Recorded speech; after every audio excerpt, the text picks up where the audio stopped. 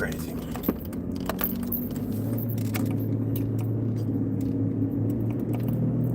I hate it, man. I hate how,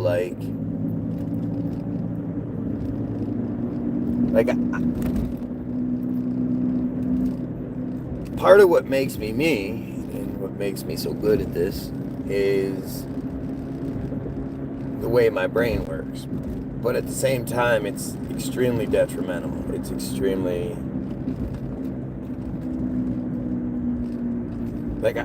it's my biggest downfall.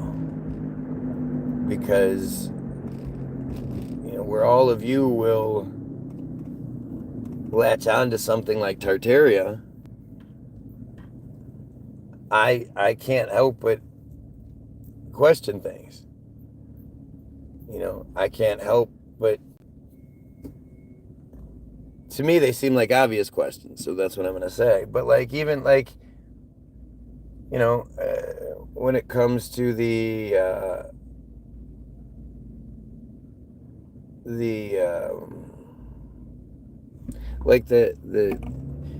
fact that YouTube allows the pedo hunters to exist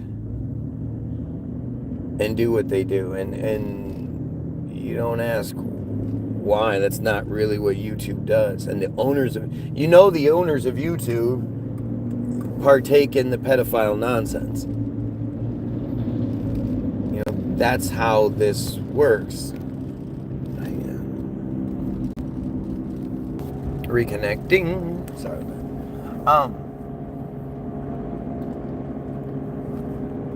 So I've always wondered,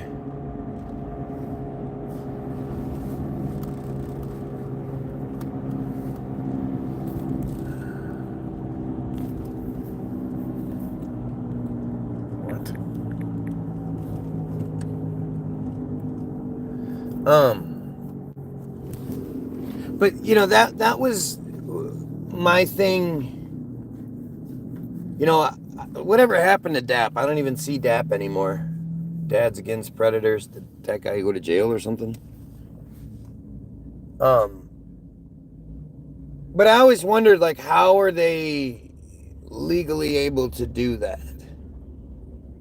And why does the system really enjoy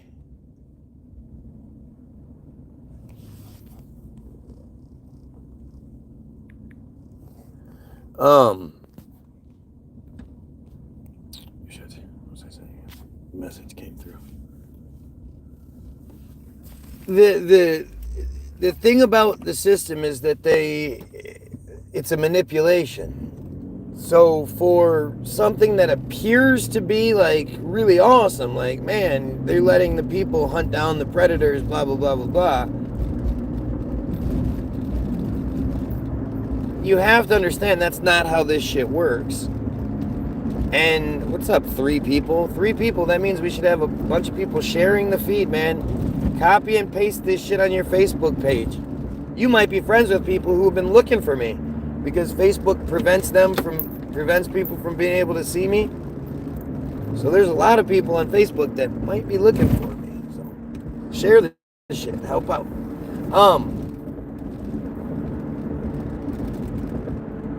But you have to ask why they allow this to exist, and what I've gotten out of that is that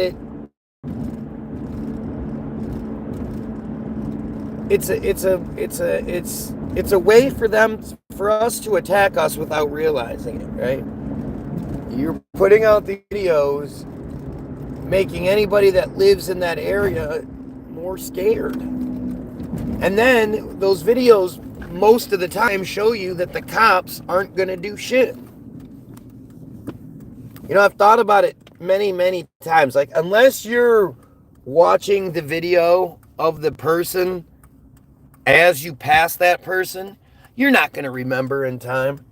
You could be at the store, or you could be doing whatever, and you'd be, man, I know this guy. Where do I know this guy from? And by the time it dawns on you, it'll be too late for you to actually do something about it. But then, even then, it's like if you go commit a crime, you go do the right thing by beating this piece of shit down, you're going to get in trouble for it. You know, the system loves that. That's why the system lets all the First Amendment guys do what they do. That's why YouTube pays people really good money to be First Amendment auditors. Because the vast majority of it, you get guys like DirectD or Press NH Now who make it look really easy, but it's not. It looks easy because anybody it's like Griffey Jr. makes hitting a baseball look easy. Anybody who's really, really great at something makes it look Chappelle doing comedy. I think about this a lot. Dave Chappelle, his last comedy tour, or one of his last comedy tours, he would end it by opening up the floor and allowing people to ask him questions. And this Indian guy stood up and was like, "Look, I've never done stand-up before, but you make it look easy. Is there anything that any tips you have for somebody that thinks they can do this?" And Dave said, I don't know if I should be insulted or appreciative or whatever. And it was a compliment. It wasn't an insult. An idiot's going to think it's an insult. But he was really complimenting Dave by telling him, "Look, dude, you do this so effortlessly that you make it look simple. You make it look like something me, a nerdy little Indian guy, could do." But it's that same Indian guy is gonna bomb, absolutely bomb, especially if he thinks he can do anything like Dave.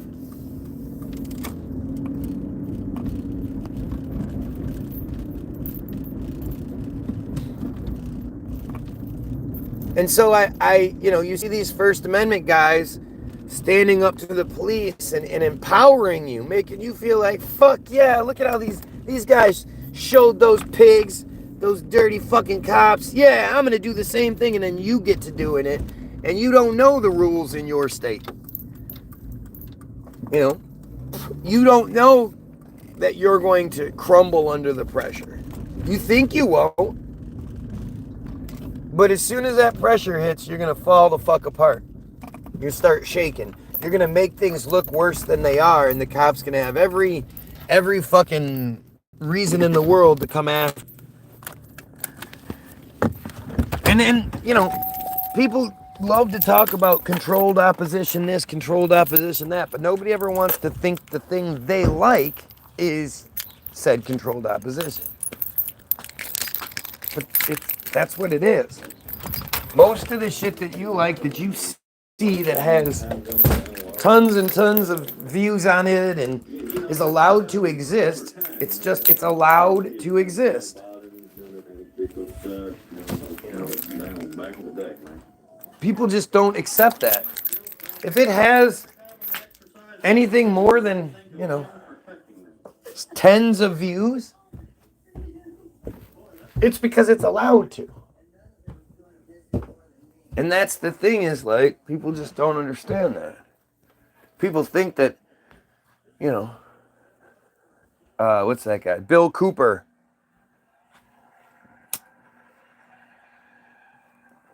That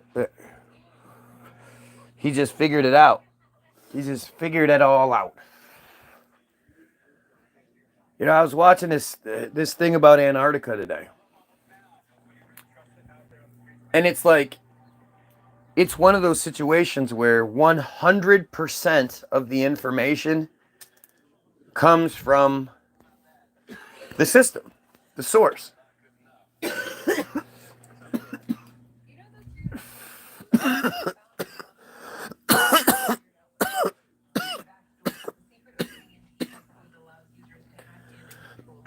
But when it comes to the Antarctica, the Antarctic Treaty and all that shit, I mean, it's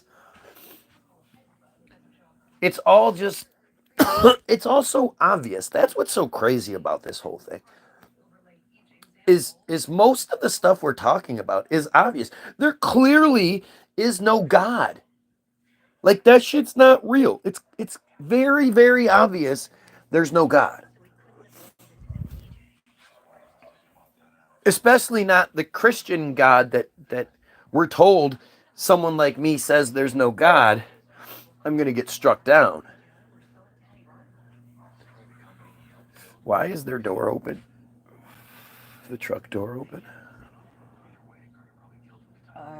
She probably got in and then got out because she forgot something. It's been like that since I got home. Hope their shit didn't get robbed.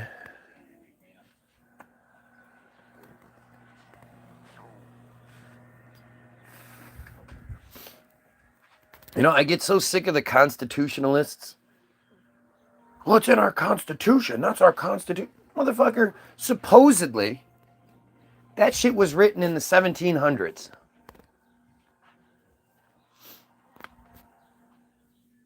It doesn't apply. It's just not real. The people that supposedly wrote the Constitution had slaves and shit.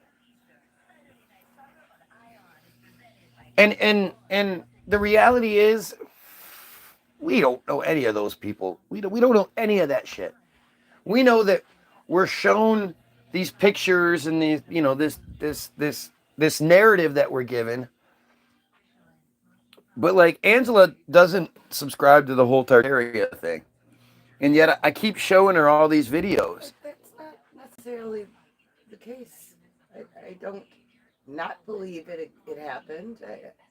I just don't see the relevance in our everyday issues right now. As of a, you know, over the last few months, you haven't. Maybe you're starting to come around, but you didn't subscribe to it initially. And again, it's not like it's a bad thing that you need to defend.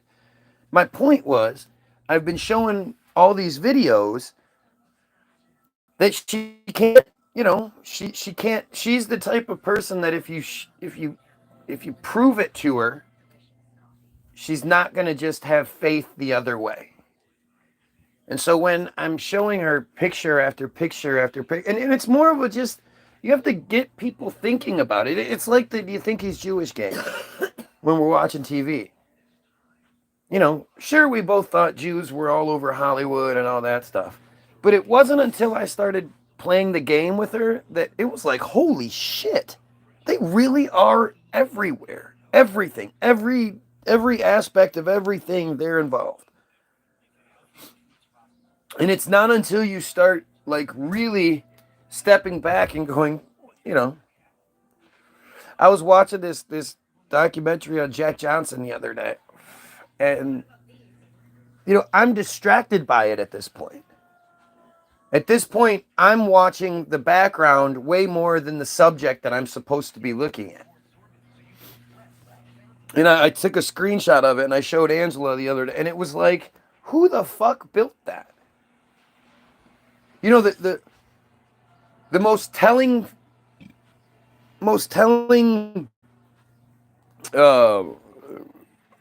aspect of those old photographs to me is the absence of people. You see that in damn near every one of those old like the first pictures, right? The first pictures of great landscapes and everything like that, they're empty. A few years into it, then you start seeing people. But when you're looking at all of these, you know, cityscapes with no people in them, that's not how it works. That's not how you do things.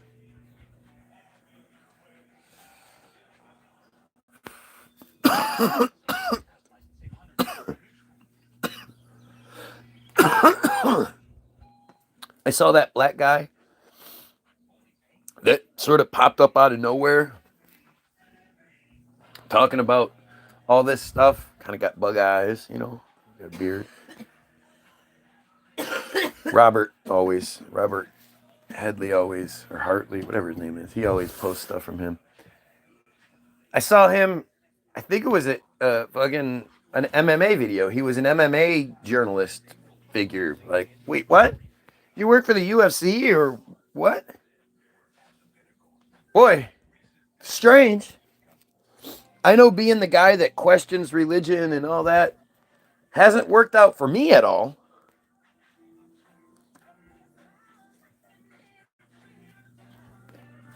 You know, where I always thought like there would be this huge response of people like me who were sick of the narrative that was given to them. I didn't account for the censorship. I didn't know what to expect. How could I know? Nobody talks about it. You know, I don't know anybody else that I can relate to or that can relate to me.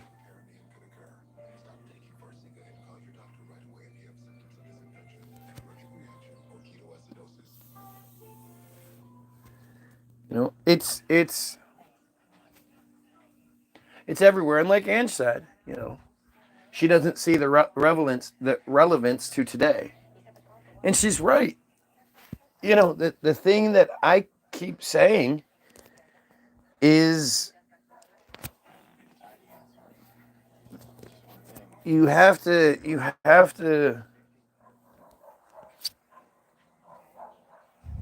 understand that like this Tartaria stuff, I mean, it's really exploded in the last few years. And that's what happens when truth is presented. It's like there's lots of things that come up and then disappear and they sort of get lost to history and people don't talk about it anymore. Your SARS, remember SARS? Remember how bad SARS was? How scary SARS was, and you know, blah blah blah. It just disappears. When it runs its course, it disappears. The Secret, remember The Secret, and the Kabbalah, and all the actors had on the red string bracelets, and you know the Jewish Kabbalah was somehow this new fangled thing, blah blah blah. But it's faded, right? All that stuff fades away because it's not true. Then there are things like 9/11 that, despite a tremendous effort to get people to forget, to get people to you know, walk away from it. Did she turn her lights off yesterday? Yeah. It still exists and it's still going strong, and you know, that's what Tartaria is. It's one of those things that there's no way Tartaria is getting put back in the bottle. You know, all the answers, how the fuck did that get there kind of shit. Where our mainstream narrative is that we don't know. We don't know how that got there. So just have faith that what we're telling you is the truth. I mean, Ange and I have been putting this question out into the ether for years. Who the fuck built all the castles and the churches? When people talk about, you know, the pyramids being special, they definitely are. The Machu Picchus of the world, definitely crazy, you know. And again, Machu Picchu, the answer to that is, we don't know. We have no idea.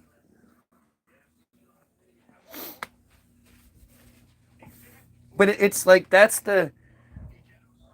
we've been asking those questions. Oh, you know, Machu Picchu, blah, blah, blah.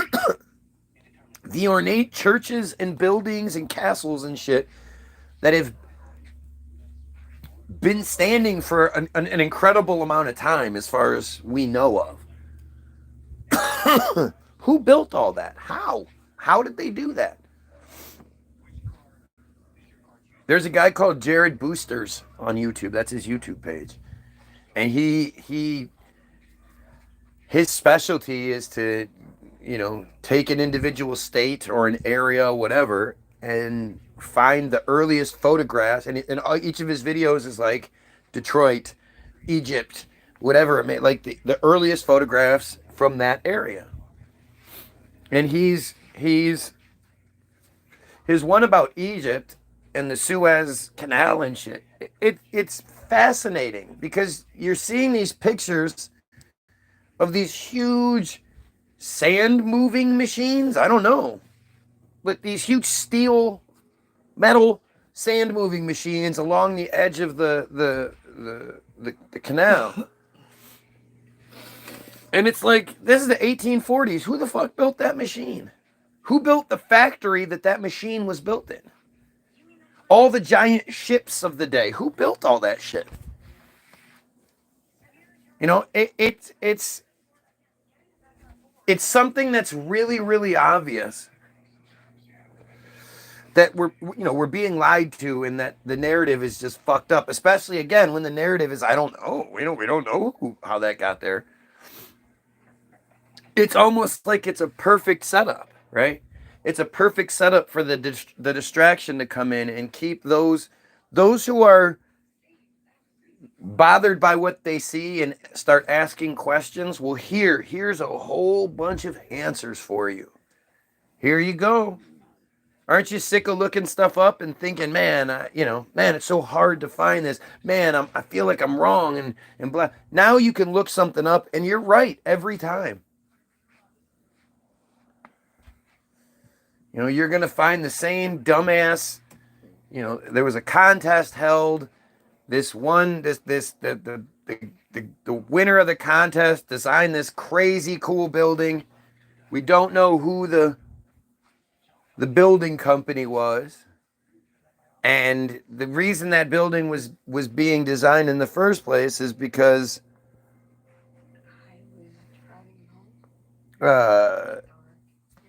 they there was a big fire that took out the previous structure that was there. You know, because back in the day, in the 1800s, man, fire was incredible. All these giant buildings made of stone, marble, blah, blah, carved stone buildings, they were destroyed by fire. You know how fire destroys rocks and shit.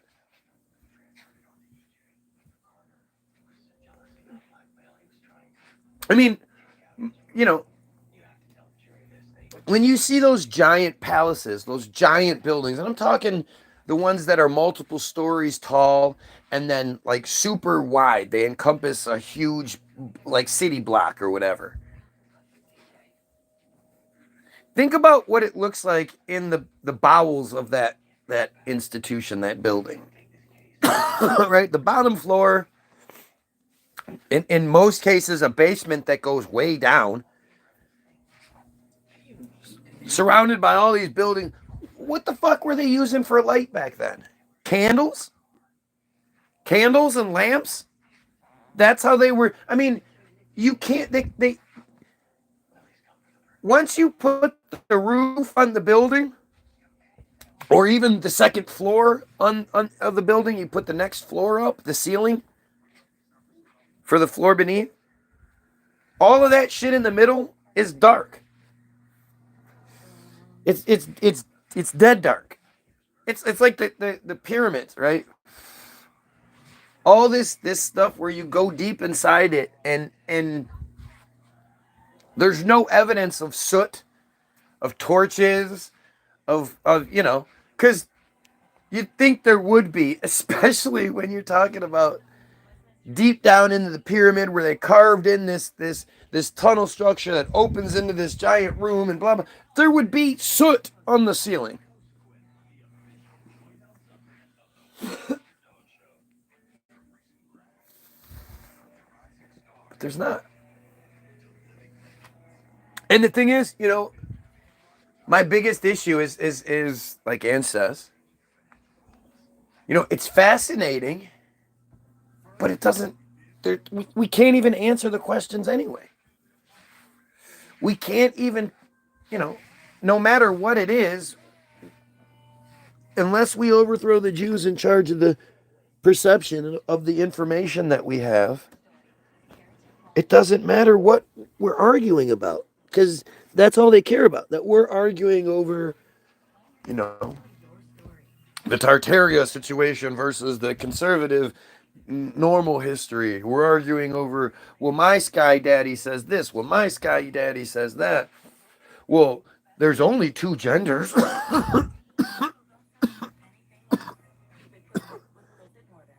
Anything you can do, I can do better. Asteroids are falling. Super volcanoes. Pole shifts. Dinosaurs. Rrr.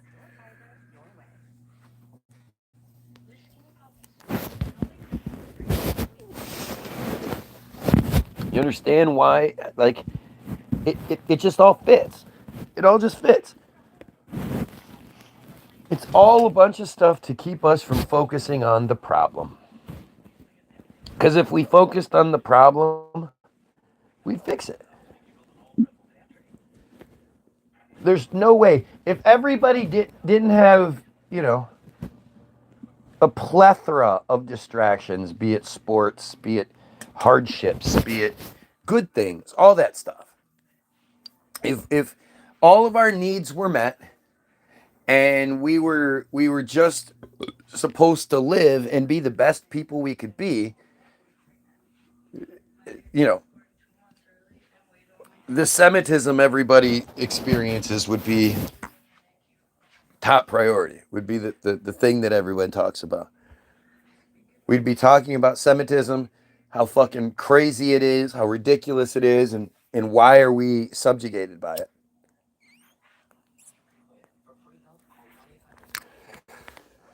But, every single thing is a new little divider. Semitism's here, we're here, and then they throw in UFOs. Oh, there's something in there. And they throw in the earth shape argument. Boom, there's something in there. And then they throw in all that pedophilia stuff. Boom, there's another thing. And they throw in the vaccine stuff, and boom, that's a big thing. And it's all right, it's all there to keep us from focusing on what's literally happening right now. What's happening right now is a genocide. What's happening right now is that the children of the elite, the richest, most powerful people in the world, their children at the universities they pay to send them to. The universities aren't supporting the kids and the students and their protest. It's turned into this crazy thing where the a police force. I don't know who it is. It's the standard All Blacks that come in and they have no problem beating the shit out of fucking kids who are peacefully protesting. I have yet to see the video of the Jewish kid getting mobbed at the school, beaten up, hurt. You know what I have seen a lot of over the past 4 days? I don't know, a couple days at least, is the Israeli hostages that got released. Did you see that? Oh, 4 Israeli hostages were released. How great is that? Oh, here's the first story that pops up. How Israel saved a hostage rescue mission that nearly failed. Secret plans and a deadly wall of fire. Israel-Hamas war, day 248. U.S. mulls unilateral hostage deal with Hamas. Telling you, man. That's the only thing preventing the absolute annihilation is the thought that there are hostages there. Do you understand? If Israel carpet bombed the area where the hostages are said to be, then everybody would be like, well, clearly there's no hostages because Israel wouldn't do that. Well, no. People like me would say that. And I think a lot of people would sort of question it. Like, wait a minute, aren't you saying there's hostages there? But as soon as they know there's that fucking ruse is over and there's no more hostages to not kill, supposedly, it's fucking over. U.S. consulate in Sydney vandalized with suspected anti-Israel graffiti. Oh. The U.S. consulate in Sydney was vandalized by a sledgehammer-wielding suspect who smashed windows and spray-painted anti-Israel graffiti on its doors, reports say. Let's see. Oh, whoa. I gotta get through this ad first, because I know I'm like man, I wasn't thinking about buying a fucking vehicle, but now I'm gonna be like, hey, I should go to Sarah Chevrolet or whatever the fuck it is, so I can get this great deal. Because so many of us watch these commercials on the videos that we watch, and we're like, man, I'm so glad this commercial here.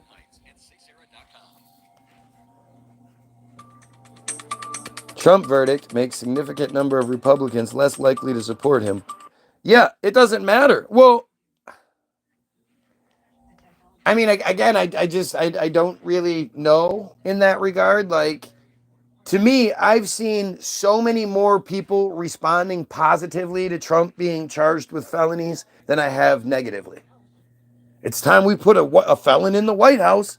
It's time to put a felon in the White House. I've seen that fucking phrase repeated so many times now. Don't care. This isn't what I was watching this for. And I can't tell you how many times I've told YouTube, I've literally reported the comments, and I report them as, keep this Jew propaganda off my shit. Report the ads and then block the ads where either Trump himself or his kid are asking me for money. In some ways, the $29 donations are better than the $1 million donations. And there are plenty. He sucks so much.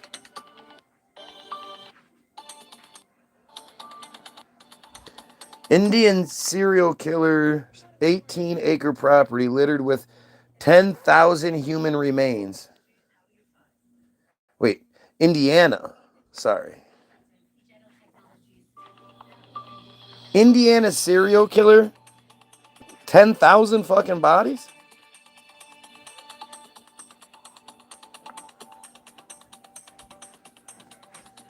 An Indiana serial killer's property was littered with 10,000 burnt and crushed skeletal remains that kept many of his victims faceless for decades. What? Herb Baumeister,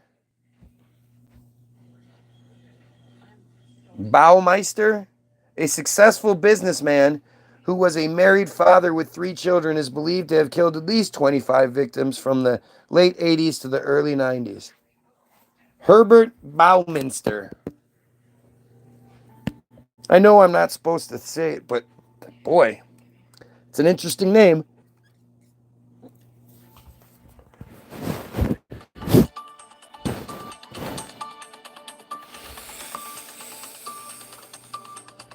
He hunted mostly gay men in Indianapolis, suburb of Westfield, Indiana, where he lived on an 18-acre property. 4 decades later, authorities are still uncovering secrets buried under the vast property. Jeffrey A. Jones, who was reported missing in 1993, became the latest victim identified by the coroner.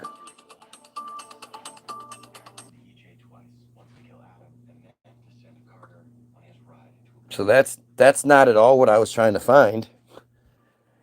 The incident that unfolded around 3 a.m. local time Monday in the suburbs of Australia's largest city is now drawing condemnation from the country's prime minister, according to Reuters. I would just say that people should have respectful political debate and discourse. Where? Where am I allowed to have any sort of discourse regarding Israel?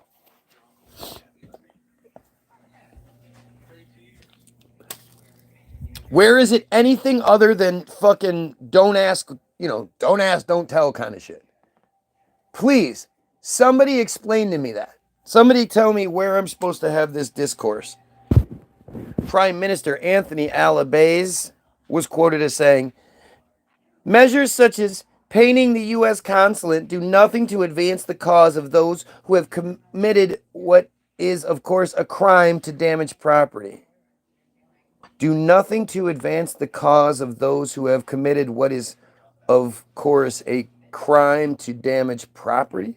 What? That's a fucking sentence? Measures such as painting the U.S. consulate do nothing to advance the cause of those who have committed what is, of course, a crime to damage property. There's no commas or anything in there. That's the prime minister saying that? Yeah. And that's a quote that he... Well, he was quoted. Okay, so I don't know if he tweeted that.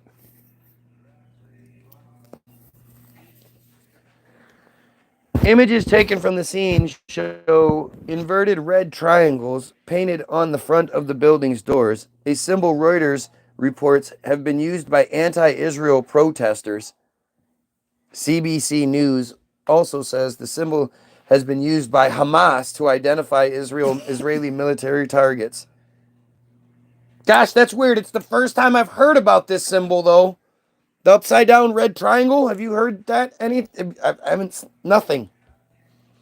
9 windows of the building reportedly have been damaged, and the suspect behind the vandalism remains on the run. CCTV has been sourced that shows a person wearing a dark-colored hoodie with their face obscured, carrying what appears to be a small sledgehammer. Bet we find out it's an Israeli that did it, or a Jew.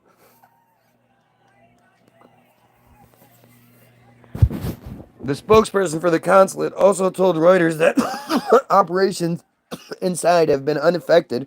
Obviously. Why would that affect anything? What is that going to do other than make a, oh, poor Israeli, poor Jews kind of situation?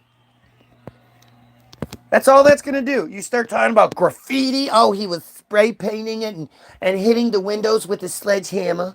Oh, it's so bad. Wow. That's quite a list. Charlie Kirk, college dropout. Candace Owens, college dropout. Madison Cawthorn, don't know these people. Glenn Beck, college dropout. Mike Lindell, dropout. Lauren Boebert, high school dropout. Kyle Rittenhouse, high school dropout. Rush Limbaugh, college dropout. Sean Hannity, college dropout. Mark Meadows, Alex Jones, community college dropout. Roger Stone. So? I don't know what that's supposed to mean. I don't know the context of it. Is that saying that even if those that don't finish school can still make something of themselves? No, these are all Trump supporters that are in politics or journalism or whatever. And they're all fucking school dropouts. If I had fallen for Alex Jones, because I haven't fallen for Alex Jones in well over a decade. Like, I can't tell you the last time I thought Alex Jones was the guy. I know there was a time when I did, at least a little, like he always rubbed me the wrong way. But it had to be at least 10 years ago that I was like, man, fuck that guy. That guy, he's a fearmongerer. He's controlled opposition. But if I was one of those really loyal Alex Jones people, to see this man support Trump, I mean, it's like, dude, what are you fucking talking about? Like, you're saying that all of the whole government and all that is full of this small circle of individuals who do these horrible things behind the scenes, who Trump hung out with and was associated with. And actually, he was best buddies with, like, the poster child worst one. You know, him, Epstein, and Stephanopoulos were known as the Three Amigos. I think it's the Three Amigos, or it's the Three Musketeers, one of the two.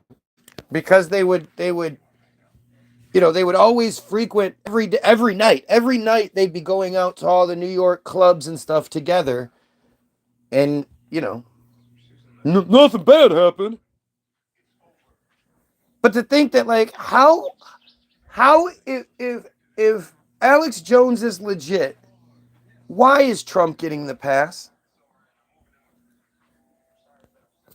I mean, like, as much as I hated Alex Jones, and I really do. I hate guys like that make it harder for guys like me. You know, people see you and they think you're what a truther is, and that makes my job a lot harder, and I hate it. And Alex Jones is just, he's so awful, and it's so clearly obvious to me that he's controlled opposition. It's been that way for such a long time. I remember the incident that really turned me off to him. Something had happened, and he was saying, people, you got to pull your money out of the banks. The collapse is happening in the next week or 2 or 3 or who knows when, but it's going to be happening. It's imminent. The collapse, the collapse, the collapse. The sky is fucking falling.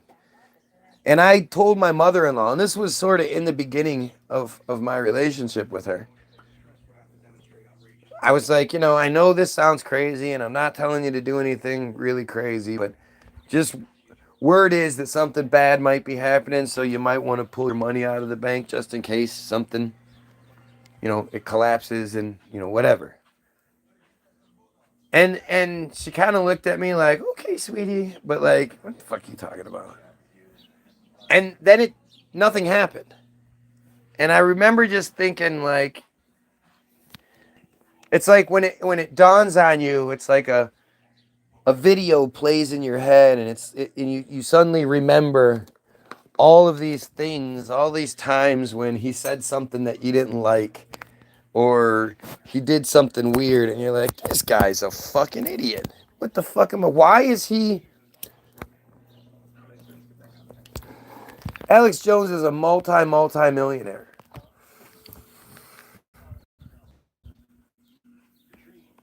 Like, he owns the company that sells, the kits, doomsday kits.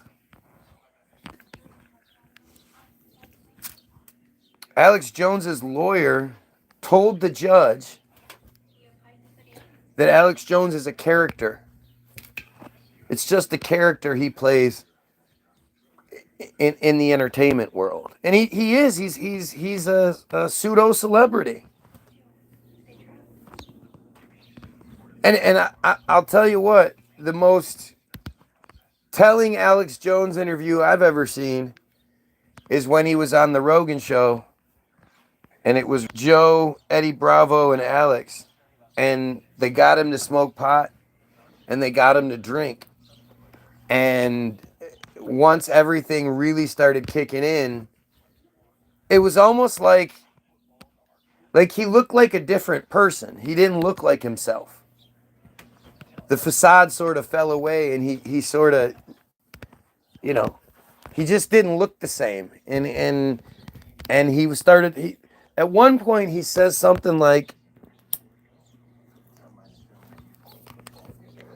you know what, Joe, I'm going to tell you something that I've never told anybody else. I've never talked about this anywhere, and I've never told anybody about this outside of my inner circle. But I'm going to talk, and this is towards the end, and he's pretty baked and, a little drunk at this point. And like, this is the part where even dumbass Guy Williams, who likes to hear himself talk, hears Alex Jones say, I'm going to talk about something I've never talked about before, and I shut the fuck up.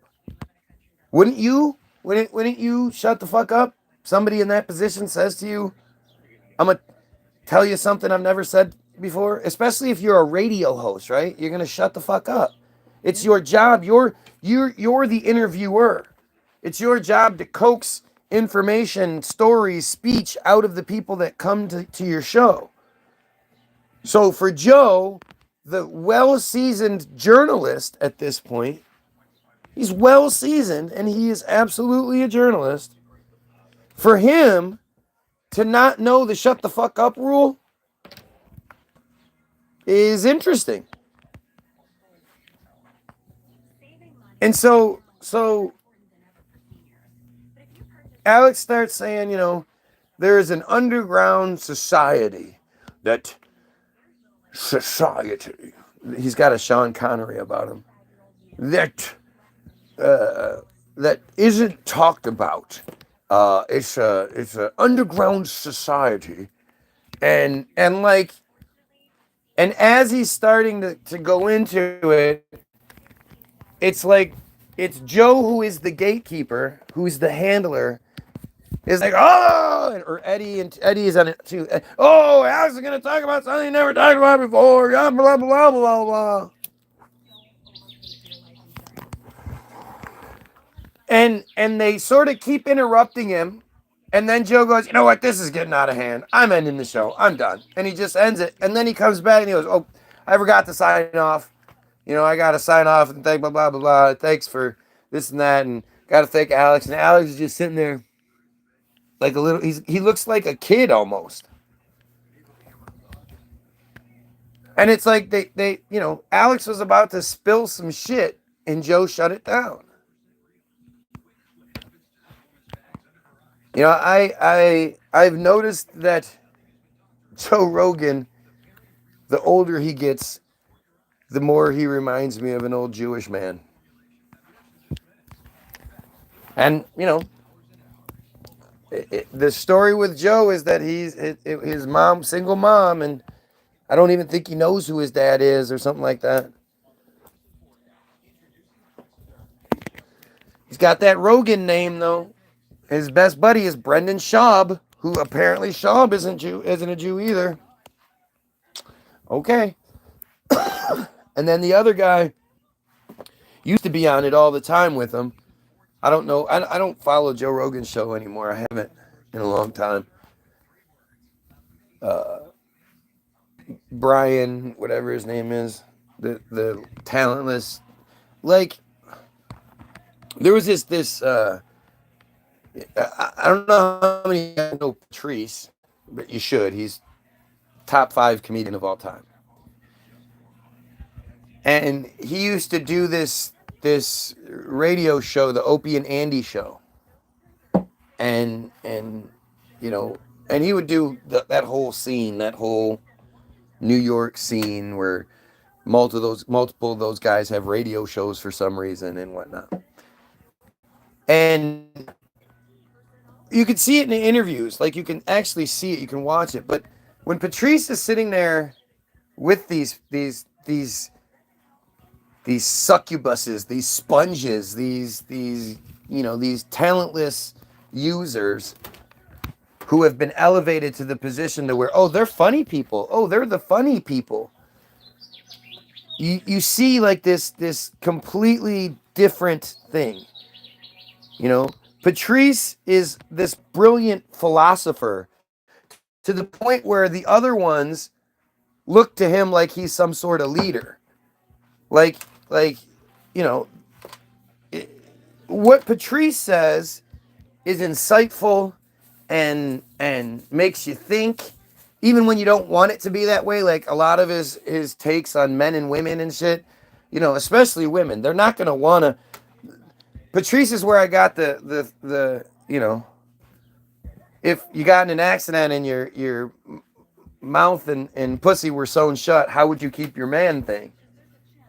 And I promise you, try this out with any woman you know. They're always gonna say the same thing.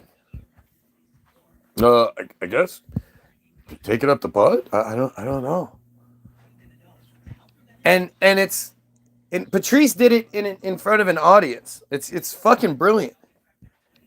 And you hear these hand jobs and all these things and take it up the ass and and he's like, that's it? That's what you do? Not one of you said learn to play video games? Not one of you said start watching the shows that he likes to watch? I gave you the opportunity to sell yourself as something other than sex objects, and you reduced yourself down to a series of 3 holes. And they always get mad. But I didn't do that. You did it. Well, I thought you meant that. It's like, I didn't say anything like that. You could have said anything else, and you chose to think your value is nothing more than your holes. That is some brilliant shit. And when you see Patrice amongst these rats, these little Jew rats, They say shit that's like shocking. They'll say just uncomfortable, weird shit that's, it's become what comedy is, but it's not really funny. It's definitely not something that you can repeat.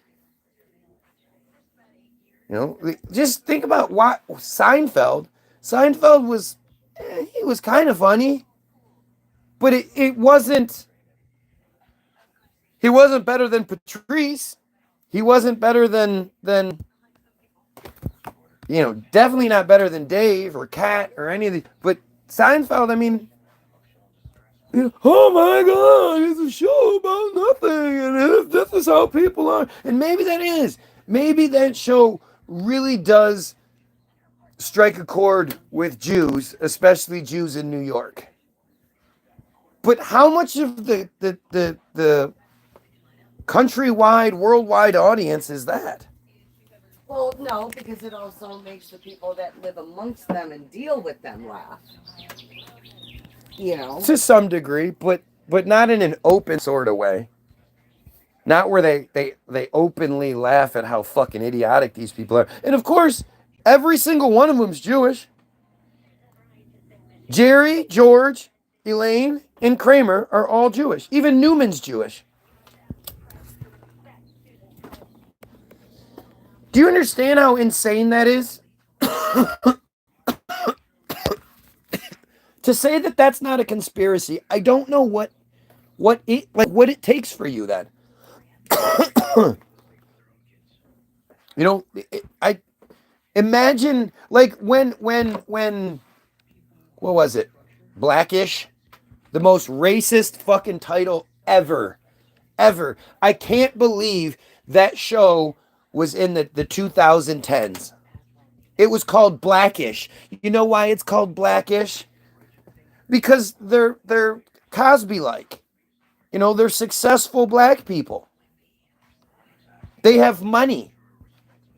Not like your stereotypical blacks who don't have money and stuff. No, these are successful, hardworking people who are married. They're married. They have kids and they're married. No baby mamas. They're blackish. Or no, it was the Black Panther movie, right?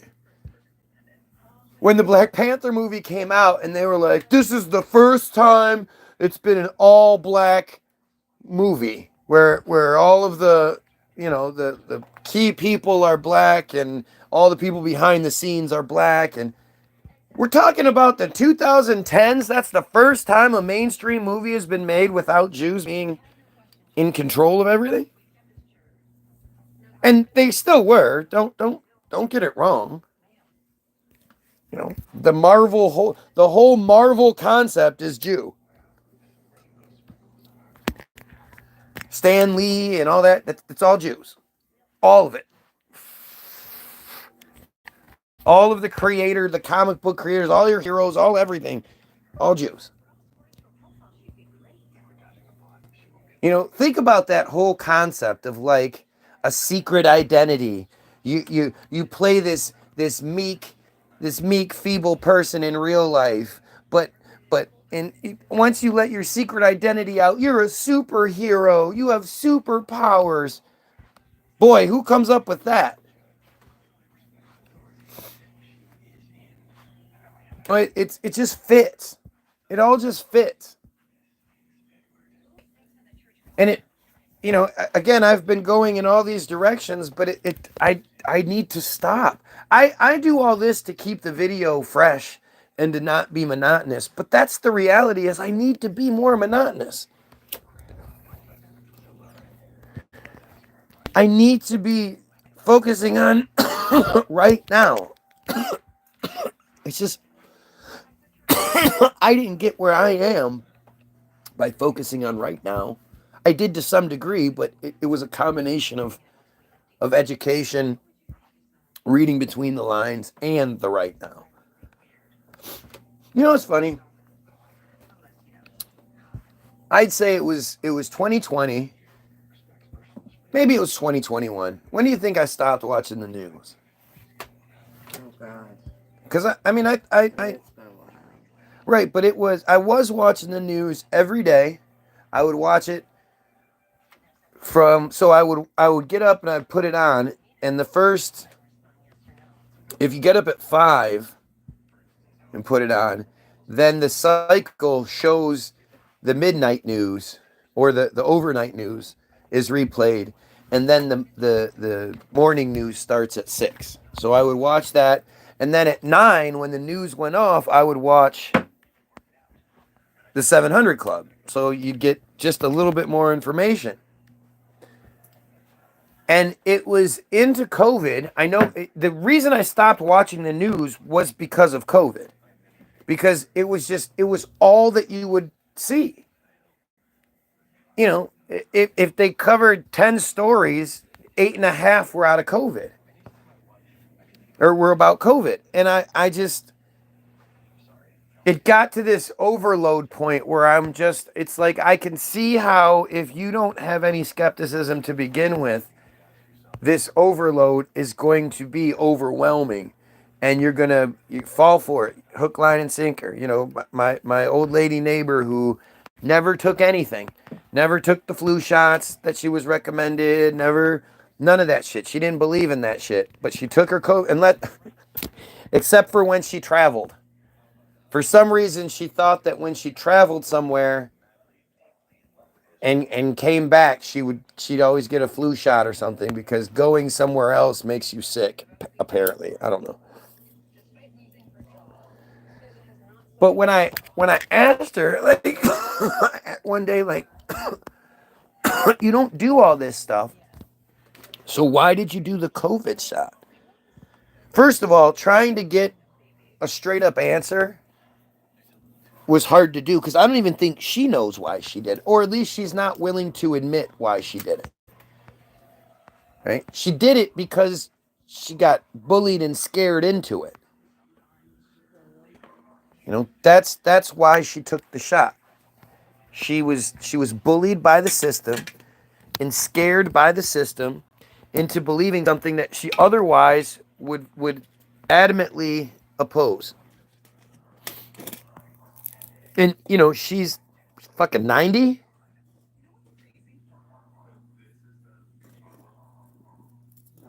Yeah, she's older than that. Yeah, she's 90. She's older than that. Oh, you're talking about Jan, right? Yeah. She turned 90 at the last birthday this year. Or no, yeah, she just turned 90. Are you sure? Yep. Okay, well, either way, 88, 89, 90. She's 95 or 96. 90 years old, got through life, not doing that. Not following the orders. Standing up to the doctors and all that. And then COVID comes around, and she's so scared of it. She's so scared of the, you know, and I asked her, and like, she, you know, she sort of got around it, but she was like, well, I actually, I said, do you know anybody that actually died of this shit? And she was like, actually, I had 2 family members that died of it. I said, really? I was like, I was prepared to eat the crow. You know, and this is how this happens all the time, whether I'm reading the news every day or I'm reading Wikipedia or whatever, I'm prepared to eat the crow. So I asked her, like, well, did they have any underlying conditions or anything? Or, you know, and she was like, no, they were relatively healthy. Well, she said that, you know, they were in the same family. It was a mother and her son died. And I was like, oh my God, I'm sorry, you know, because I think I said something like, you know, were there any underlying conditions? Were they really old or anything? And she was like, well, the mother was old, but the son was in his 20s. And I was kind of like, wow, that's like, I'm feeling kind of bad, and I'm, you know, kind of, I need to get a few more answers, but I'm thinking, oh shit, I'm about to eat this fucking crow. And so I'm like, well, you know, they're in the same family, same house. She was like, yeah. They did have a condition. They have like a blood condition or something that made them more susceptible to it. So you know, they did have that. And I was like, what do you mean? She's like, yeah, it was a hereditary thing. The mom passed it down. Her mom had it, yada yada yada. So it's like, oh, so I imagine her mom died at a relatively young age. Well, yeah. And I said, so the mom was what? She was in her 60s? And I'm like, unfortunately, I mean, we, up until you start getting close to that age, you think that's old. And the reality is, anybody dies over like 45, 50, it's sad. But it's like, well, some people die early like that. They lived a hard life for whatever it was. They died. So this woman was in like her 60s or something. And she died. And it's like, okay, well, older people die all the time. And you say she had this condition. And, what about the son? And so we start talking about some other stuff a little bit. And then we come back to it. And she's like, oh, yeah, well, he was also obese. She said obese. Instead of obese, she said obese. That's funny as hell. And she was like, well, and he was obese. And I said, what? Why did you tell me that? He was like, morbidly obese? Yeah, he was. And she was like, he was huge. He was really, really big. I said, why did you tell me that? She said, well, because I knew what you would say if I told you that. And I didn't want to give you all your bullets right away. And it's like,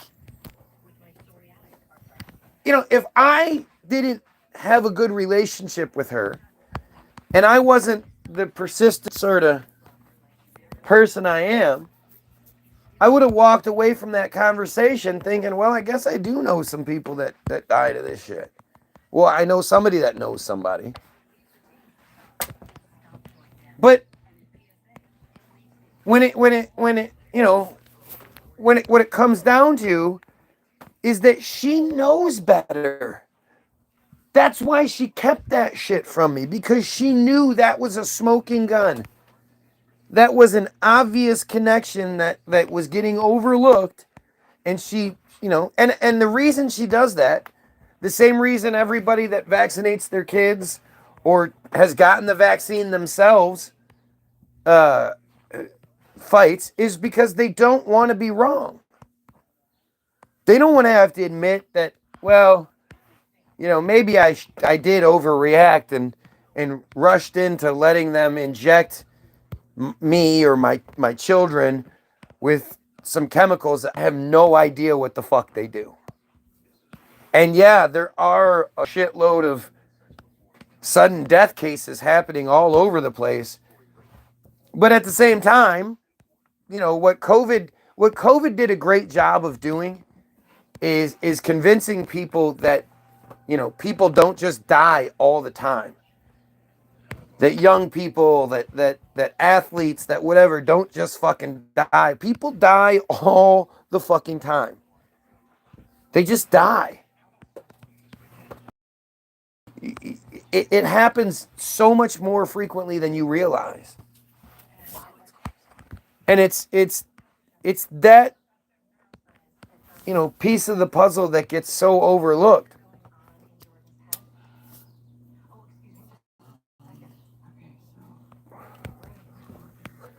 But like, when you look at the fact that this woman and I have a great relationship, she buys my kids presents. We all, that was the good morning lady before she moved.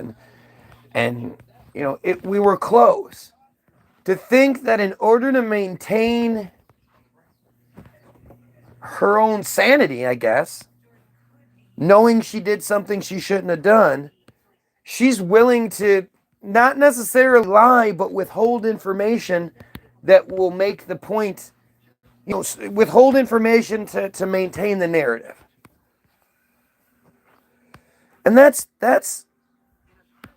if that's what somebody that's close to me does, what's the average person going to do?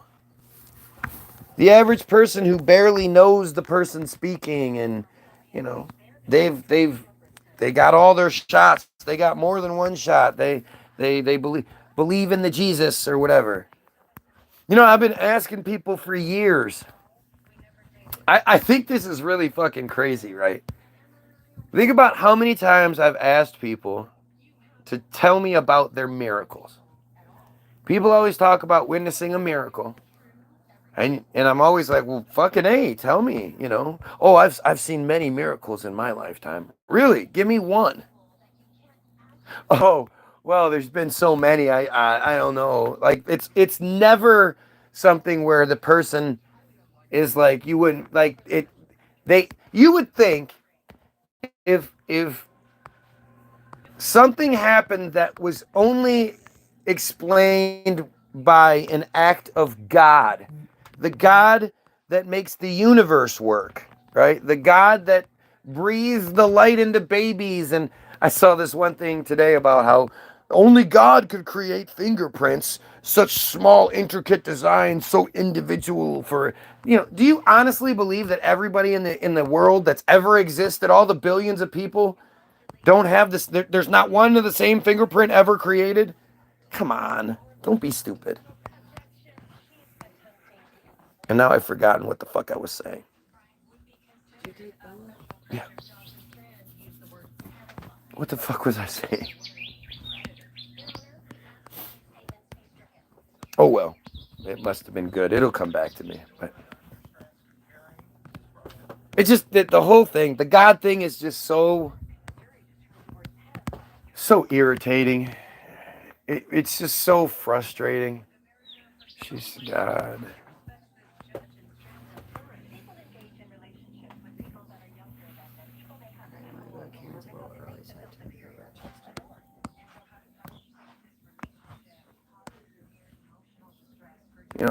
I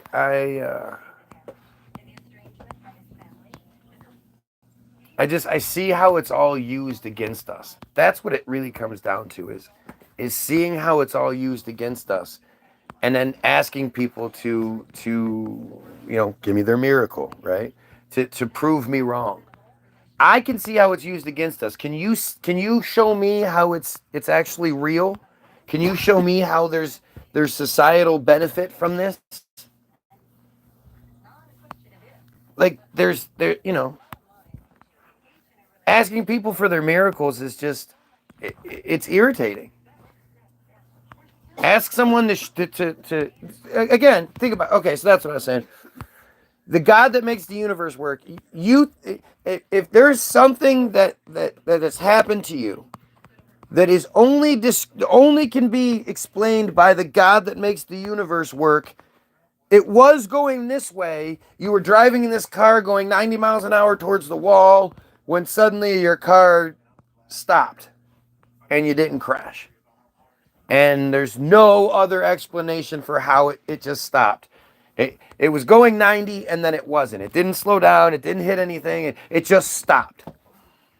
Well, if that's the case, then you would think you would have that. If I asked you for your miracle, you'd be like, here it is. You'd be looking for an excuse to tell people about how God helped you that one time. Especially when you're talking to somebody who is skeptical and you're talking about your miracles. You would think that miracle would be right there. You'd be telling everybody. People would be like, dude, you've told me about the miracle story before. And you'd be like, yeah, I know, but it's a fucking miracle. God did it. Like, that would be such an important thing. And yet every time you ask somebody to tell you about their miracles, they go, again, there's so many. I don't know. And it's like, just give me the one. The best, the only person that's ever taken me up on that, because literally I've been asking that question for years, and there was only one, Rob and Leach off Society. Robin Leach was telling me that and this was a douchebag who claimed to be like this religious scholar, right? And the people that knew him in the chats would say, yeah, he's actually done a lot of studying and stuff. So, because people would tout that about him, I would say, dude, I'd even bring him on the live with me. Dude, explain to me, why this is real. What's going on? Explain to me and his excuse would be something like, well, have you read this? And I'd be like, no. And he'd say, oh, well, if you haven't read this, then I can't really explain this part to you. I can't explain the Bible because this thing, if you've read this, it'll put the Bible all in perspective. And it's like, okay, sure. Give me some bullet points from that, right? Give me something from that thing that makes me go, shit, I need to go read that. Because from what I can tell, the Bible is just absolute garbage. It's not even a good story. Like it's pretty fucking dumb. And there's so many weird ass holes and all these, all these things with the plot that just don't fucking fit. And yet, we're just supposed to believe it. Oh, they're traveling from this place to that place again. When in reality, it's like 100 miles, but hey, they're traveling like no big deal. Godspeed.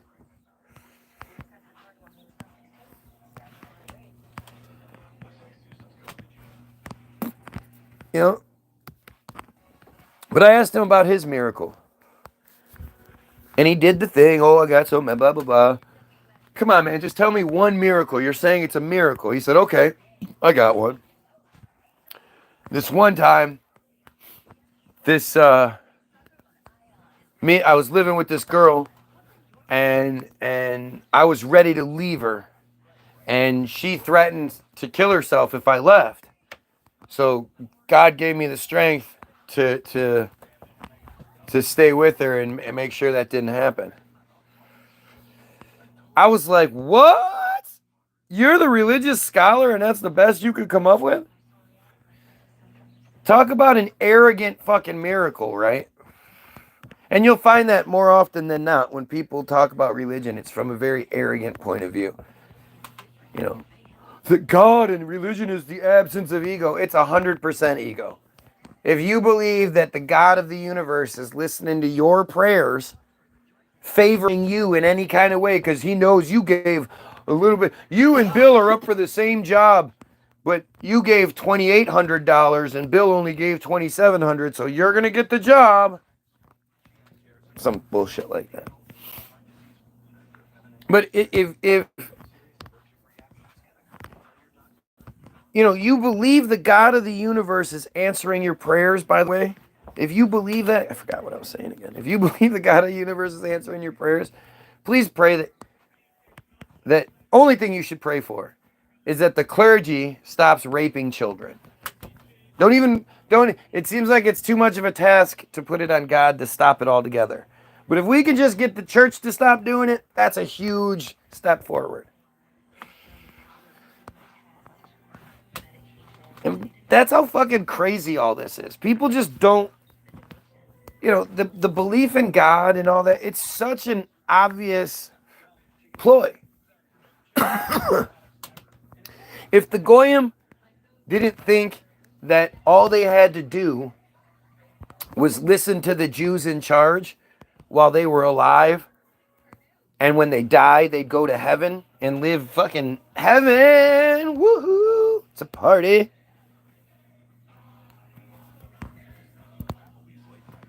Right? If they didn't think that, it wouldn't exist.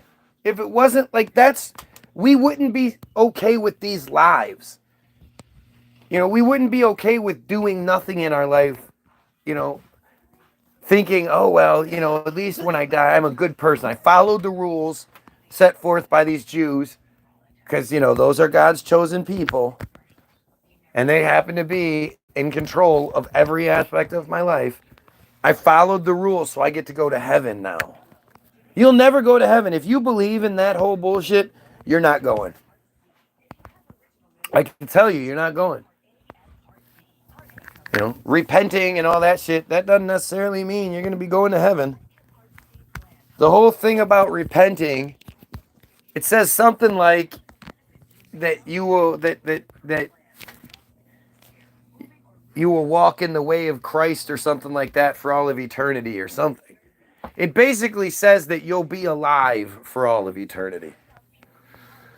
It doesn't say that you're going to be in heaven. It just says that Jesus will be aware of you or something along those lines.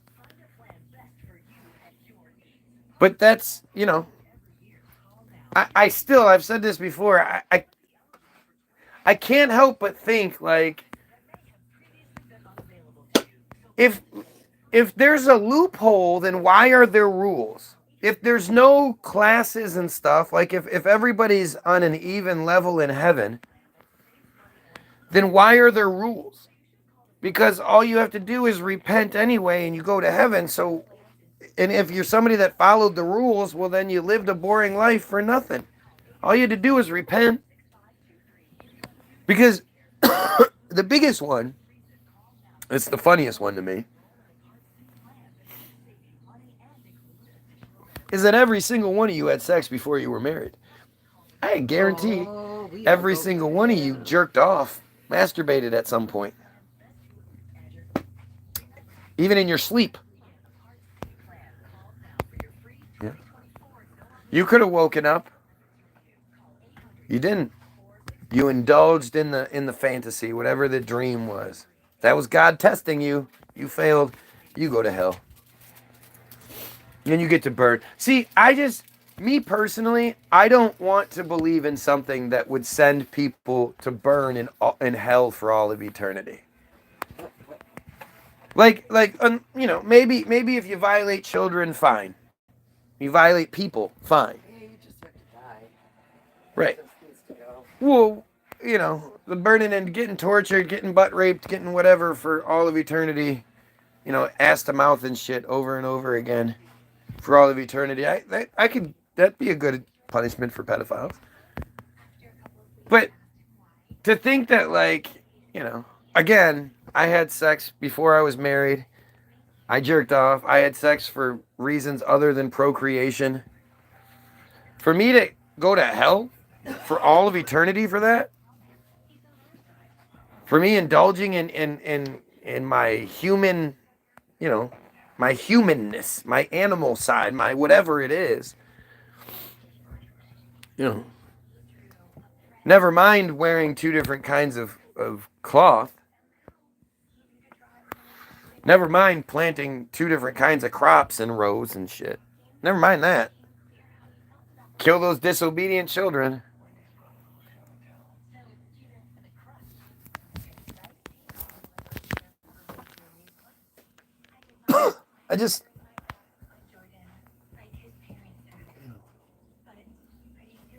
You realize really how arrogant it all is. Because, again, most people want to be like, fuck yeah, I'm a Christian.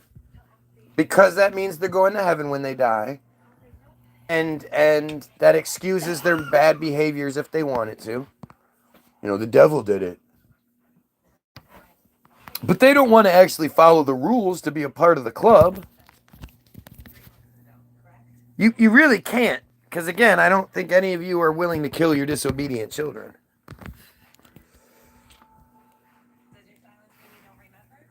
And I know that's from the screw up, right? That's Old Testament stuff. Because for some reason, there was a New Testament. There was an Old Testament. Did the Old Testament know it was the Old Testament at the time? I always wondered that. Were they walking around like, I believe in the Old Testament? This is going to be like the first part. And then we'll do a second part. We'll call that the new part. When did the Old Testament take place? Well, isn't the Old Testament before Christ and the New Testament after Christ? Isn't that the whole premise? Because the Jews wrote the Old Testament and believed, thought that was the whole thing. I don't know. I don't want to lose it. Can I see your phone for just a second? Yeah.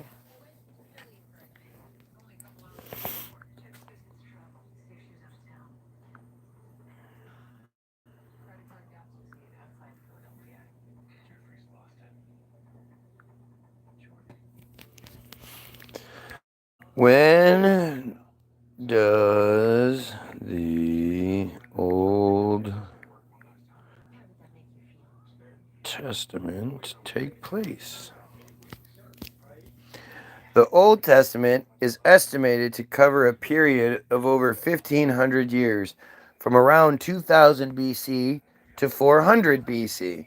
The events take place in the ancient Near East or Middle East, with most of them happening in Palestine, the ancient land of Canaan. So then what the fuck happens between 400 BC and AD? And then what was before that? Because there was clearly a before that.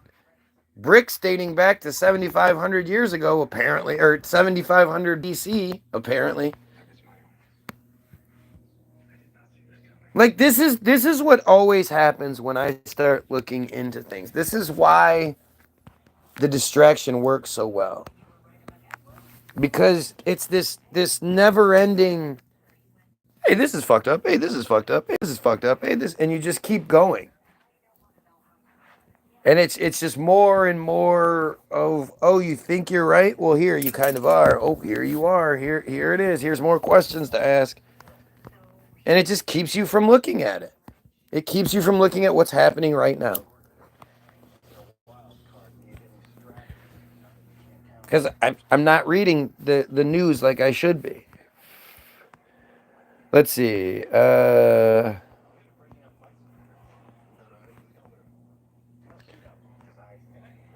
Damaged property. Images taken from the scene show inverted cross, inverted thing. 9 windows in building. CCTV, sledgehammer. Spokesperson for the consulate also told Reuters that operations inside have been unaffected. The same consulate was sprayed with graffiti in April, including the words "Free Gaza." The U.S. consulate in Melbourne, meanwhile, was vandalized by anti-Israel agitators on May 31st.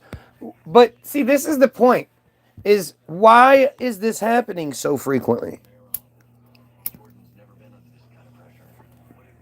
The people are speaking and the system is downplaying it and trying to act like these are isolated sort of things. This is the people. New South Wales Premier Chris Minns said an overwhelming majority of Australians do not approve of such vandalism, and I bet they don't approve of genocide either. Even more. We can make our point in this country without resorting to violence or malicious behavior. Again, where? I'd love to know where people think you can go and do this at. I literally go live to anybody who can and will say something. There's no restrictions. The only restrictions I usually have is if I notice you start using pedo code, I'm going to remove you. You know, the pedo code that allows you to shop out in the open on these agreed upon channels.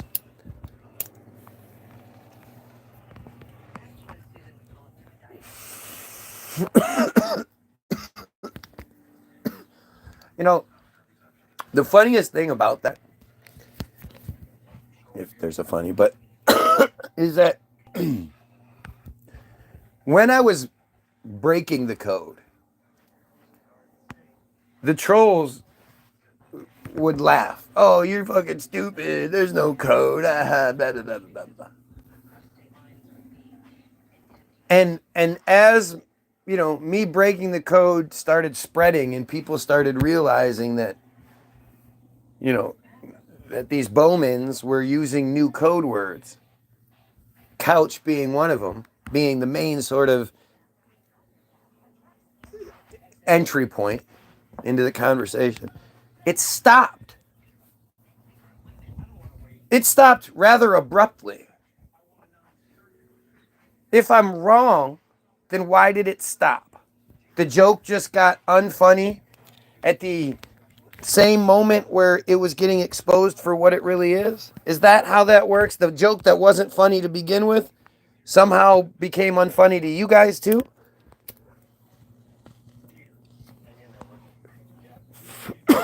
I'll always be proud of the fact that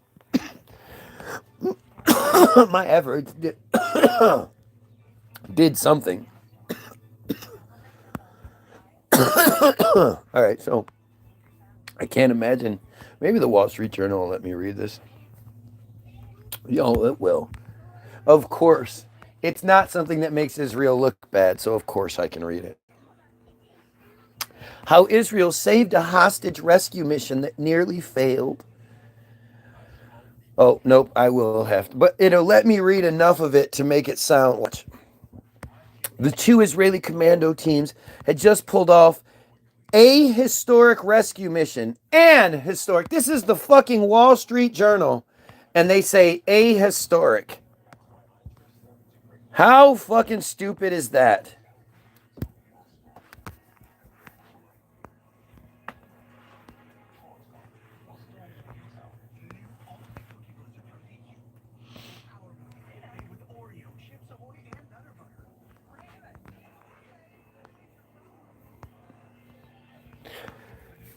And historic. This is so fucking fun. This is how you know they are dumb.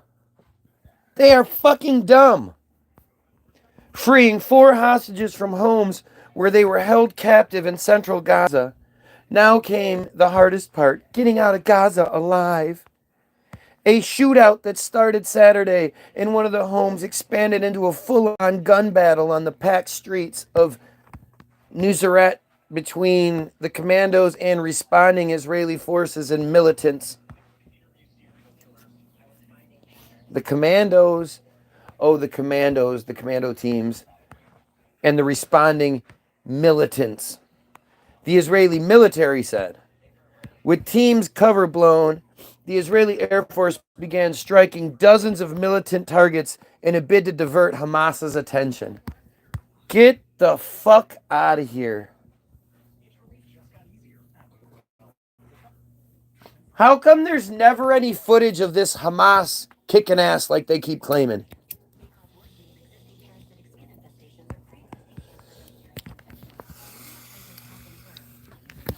Still waiting to see the videos of Israelis carrying their dead children and you know, I shared one today that was a family all wrapped in the white blankets. Their faces showing. It was a mother, her mother, and then her 3 kids. Like, it just, I mean, this is the worst fucking thing. Because this one's provable. And, you know, I can't. There have been many other things that where more people have died. I can't say that. You know, there have been, you know, African things where just slaughters have happened. And again, the genocidal fucking maniac that Netanyahu and his cronies clearly are. Like that character somehow has existed multiple times in multiple different forms, and you know they do this a lot. But this one is the most braggadocious version. Like most of the time you hear about something after the fact. Or we hear about it like we just can't do anything about it. This one, it's like we're hearing about it and it's like, we know you disagree with what we're doing and all that, but if you don't support us, you're a bad person. Like, it's so fucked up. There's never any denial. Israeli army says 2 drones from Lebanon crashed in Golan Heights, igniting fires. We're back to fires being lit. Instead of it being incendiary balloons, now it's crashed drones. I mean, are you fucking kidding me? This is the shit that is consistently happening. And it's like, where is the me? You know, the thing saying that we will, you know, there's a time and a place, and there's proper ways to do this. But where am I allowed to speak my mind and get that mind changed? Yep. Where am I allowed to have these conversations out in the open with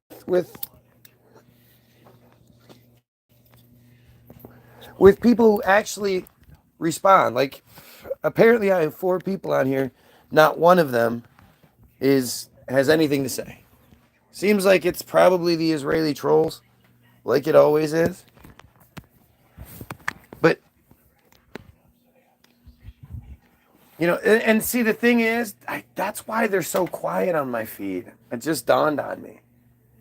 Because, I mean, it didn't just, but it's because they can't. Like, they literally, like, their whole thing is that they don't deny what's happening.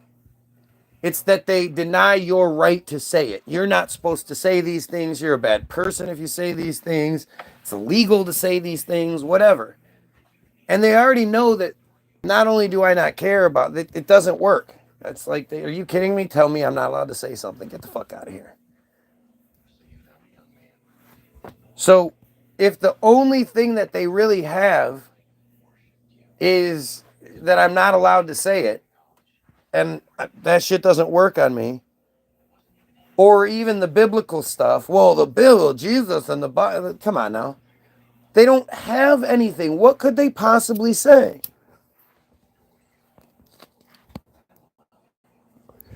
I actually have been following all of this for much longer than just October 7th, but I've looked into October 7th really well, really in-depthly. I can't say it enough. The Wikipedia page for the Israeli Hamas war 2023, now 2024. If you go to that page and you go to the edit history and you go click all the way back, I mean, it'd probably take you forever to do it now. But when I first did it, within that first month or two, and I looked back and I went to the very first edit on that page. The first edit on that page was at 6:22 a.m. local time, October 7th.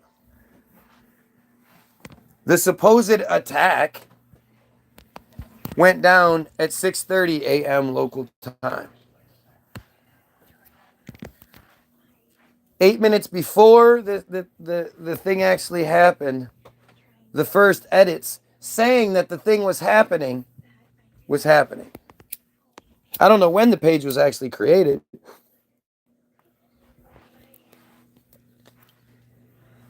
I don't know how that works. I don't know how if the creation of the page is the first edit. I'm not sure how Wikipedia works in that regard because I'm not familiar with it. I know most of you think that Wikipedia is just something that anybody can edit. All somebody has to do is want to edit it, and they can. And I think maybe that is the case in some respects, but not that page. That page was completely locked up in this weird, you got to belong to this group and that group. You have to have a whole bunch of history editing people's stuff. And then you to even be considered by the first group. And once you're considered or you're approved by the first group, then a second group has to approve you. And it was crazy. And it was like there was 5 or, there was a few scragglers that came in, but it was like 5 main people were editing that shit for the first few hours. And then within the first hour, they had the whole day laid out, and they had the base details and correcting spellings and switching little things up and, stuff like that. But it all happened, and I stopped reading at the 9:30 a.m. edits, around 9:30. So there was plenty of edits after that. I just didn't want to do anymore. And I absolutely believe it's all bullshit. I've seen zero proof that around 1,200 Israelis were killed. I've seen zero proof that 253 hostages were taken. I've seen typical Israeli fairy tales. And see, when you're sort of new to this game and you don't realize what Israel is capable of, you think maybe I'm overdoing it. And I commend you if you are that resilient and whatnot. If you're that skeptical that you think I'm making it up, I love that. You should. And you should do everything you can to try to prove me wrong if you can. But I highly encourage all of you, every single one of you, to go look up High Shaline, Haishaulain. And you'll see it's basically a character that was made up to try to scare people like me, to try to scare anti-vaxxers. So what happened was Israel was said to have arrested this guy who was, according to them, like the number one thorn in the side of the Israeli medical system when it comes to COVID and masks and all that. Everything that normal fucking reasonable humans opposed, wearing masks and having vaccination cards and restrictions on travel and all that shit. He was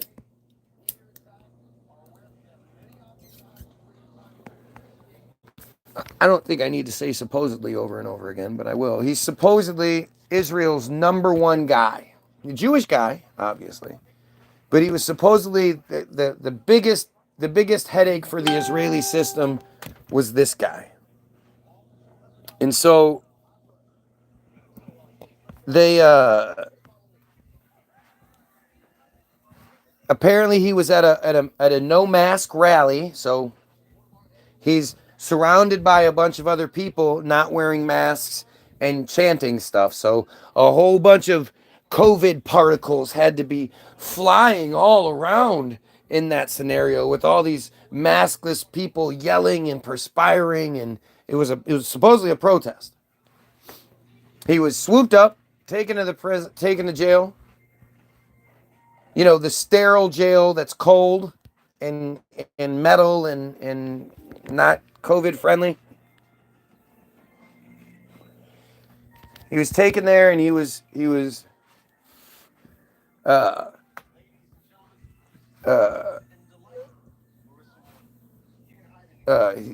all the guards there, they all have their vaccinations and everything, right? So, he's this high profile person, so he's not going to be in cells with anybody. But 2 days later, he has super duper ultra COVID.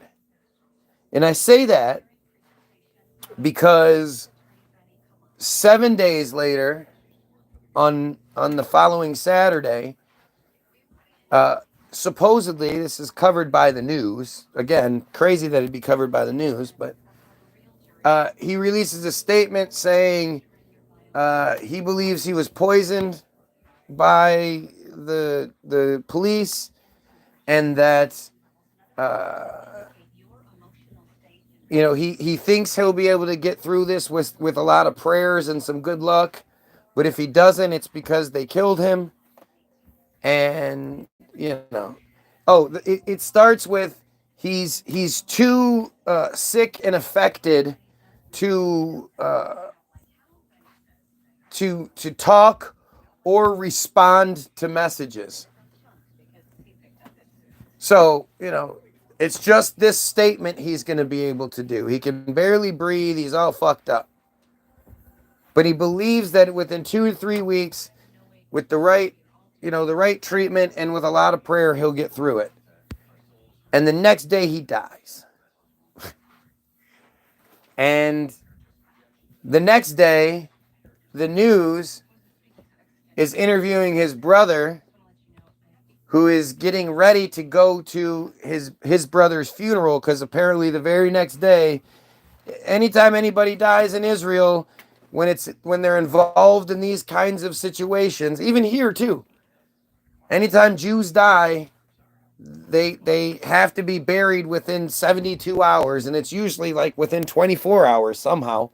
Somehow a funeral is prepared, family is brought in, everything that's supposed to happen happens within 24 hours. And it did this time, and they interviewed his brother asking him, what do you think if he got the COVID, what do you think he would say now about vaccines, knowing that he died from it? You think he'd want to have his vaccines now? And his brother was like, no. He'd probably still say no. He was pretty hard-headed. And then the story ends. There's never any follow-up. His family, his friends, nobody in his circle is concerned with the fact that he said that he was poisoned. Nobody thinks it's strange that this healthy man got COVID 2 days after being in jail and was dead 8 days later. So from the time he got arrested to the time he died was 10 days. He somehow got a COVID that killed him in 8 days or 7 days. No, 8 days. What COVID did that? How come nobody else died from that COVID? How come no other healthy person with no fucking, no pre-consisting conditions or anything like that, pre-existing conditions, just a healthy, middle-aged man, whatever, got the COVID and died 8 days later? How many other stories like that exist? Not one. None. But none of his family thought that was weird. None of his friends. He was at a rally when he got arrested, so theoretically, he didn't get it from the jail. Everybody there is vaccinated, and it's a cold, sterile environment. He must have gotten it from the rally, yet nobody else that went to that rally reported to the hospital and died 8 days later from super COVID.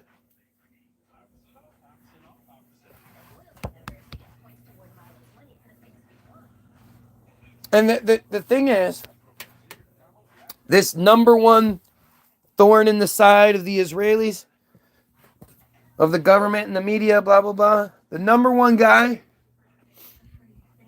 there's no social media, there's no media footprint. He doesn't exist.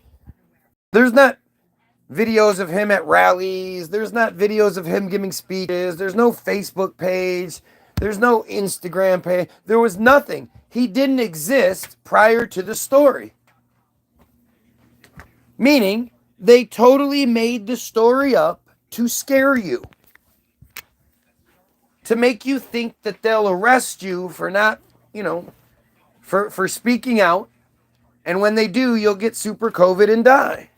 And nobody will say anything. The news won't pick it up. Nobody will ask any questions. Your friends, your family, nobody will care. And your death will go unfucking celebrated.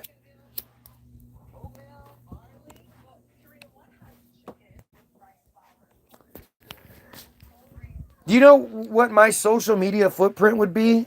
If I suddenly died, if that happened to me, anybody in the world would be able to go find multiple examples of my existence prior to this shit happening. Multiple platforms, multiple things where I am a fucking real person who doesn't just disappear and nobody cares. Well, nobody cared, but it's a whole different story. I'm not a number one guy in anything other than the censorship category. I think I take the cake on that one. But this is Israel. This is the country that was willing to bring the rain from the sky, bring the entire Israeli military into the fray to get a dead body. They were going to start this war 6 months earlier, this genocide 6 months earlier, and their excuse was going to be that Hamas had stolen a dead body from a hospital. But I think their shit said that wasn't going to be good enough. You weren't going to be able to do that and get any support, so they had to back it off. But they were willing to bring the entire military into an area to search for a dead body. Yet it's day 246 of Hamas having hostages, and Israel hasn't cared. They've been bombing everywhere. The you know, initially they were told if they kept bombing that Hamas would start killing hostages on TV, broadcasting it, slitting throats and doing it on TV. And this is one of the big smoking guns for me, right? Was when that happens, and then Israel's response is, fuck you, you don't tell us what to do, and they start bombing even more. You know, I know what Israel was willing to do for a dead body. You know, now you're telling me they don't know where all these hostages are, yet they're bombing the entire area where the hostages could be without any fear? And when it's brought up, you know, the Netanyahus and whatnot, they're like, yeah, we'll get to it. They were given an option. You know, we'll give you back the hostages, just stop bombing us. And Israel's like, no, you need to be punished. Punishing you is more important than getting the hostages back. Even the lie, even they could have even just lied and said, yeah, we'll stop firing. We'll do a ceasefire to get the hostages back, and then resumed. Nope. They're not willing to do anything like that. I mean, it's really fucking weird.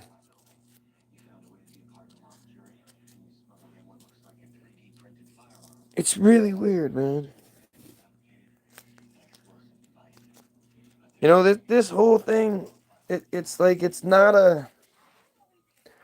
I don't think that the Jews killed Jesus and they say they killed my Lord and Savior. Nope.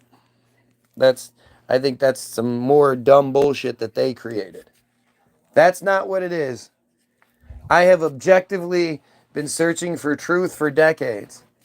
And it inevitably always led back to the Jews. I even resisted that shit for decades because I didn't want to be, you know, I was programmed, right? The only people you've ever seen outwardly talk bad about the Jews are dumbass skinheads or the just equally as dumb Farrakhan people. The black Muslims. So the idea that I'm going to get lumped into those, I mean, when Kanye supposedly said what he said, which wasn't anything, the news didn't know what to do. They weren't prepared for this sort of bullshit. So they lumped him in. They look at this Goyim Defense League, which was a white supremacy group, is associating with Kanye, but like those aren't associated together. White supremacist group and Kanye West don't associate. But they were just so used to blaming somebody who says something bad about the Jews on white supremacists that that's what the playbook says. And they're stupid. They follow the playbook.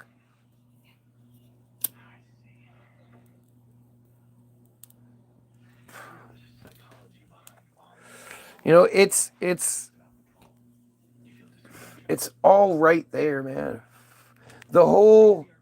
This whole thing, for those of you that don't know, I'm assuming that the 4 people watching me are the 4 of the Israeli trolls that are always watching. But if anybody does catch this after the fact, understand that I predicted this. I put my entire reputation, my entire being, my entire personality, everything, I put it on the line. I said back in June, maybe April, May, June of last year, probably around June-ish, that Israel is going to do some sort of false, we got attacked kind of situation, which will allow for them to justify, a genocide. And I knew that they were going to kill at least 40,000 people because they had just bought 42,000 slaves from India back in like May. And this is all documented shit. This is because I've been following this story for much longer than most of you and reading Israeli news every day. I've been doing that. That's what I was saying. I was talking earlier about the news and how I switched into from watching the news to nothing to still needing that source of information and thinking, well, I'm just going to go to the source. I'm not going to get it secondhand. I'm going to go to the Israeli media first. And I've been, I go into it every day knowing that this could be the day where I read something that makes me look like an idiot, and it never happens. 4 fucking years, at least 4 years of doing this, it's never happened. But the reading the news again, I think it was May. I don't really remember, but reading the news showed me that Israel had bought 42,000 Indian slaves, supervised laborers, assigned to construction. 38,000 were assigned construction jobs, and 4,000 were designated for elderly care.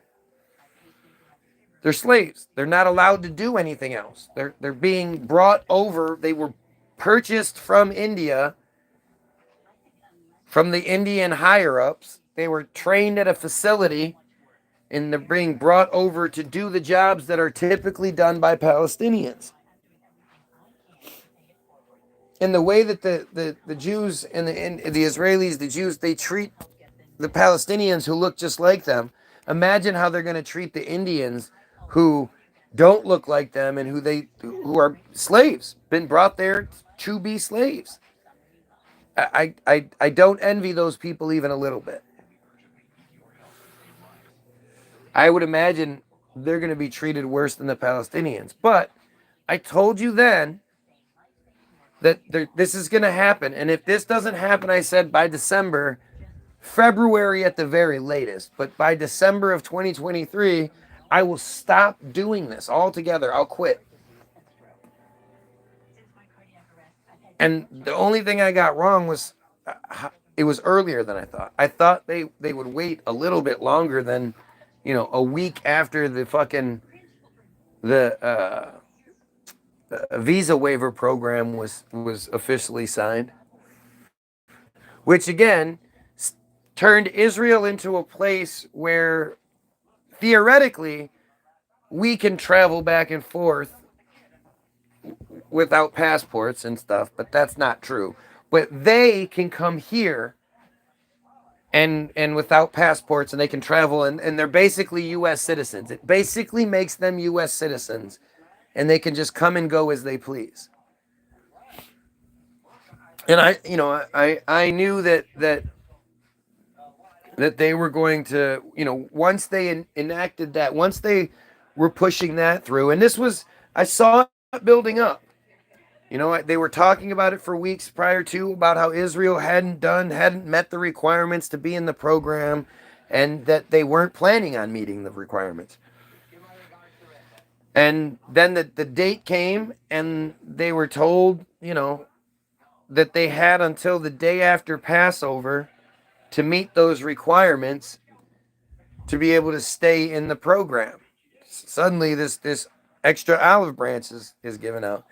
And I just knew, like, if they're saying it's till the day after Passover, then whatever it is going to happen before then.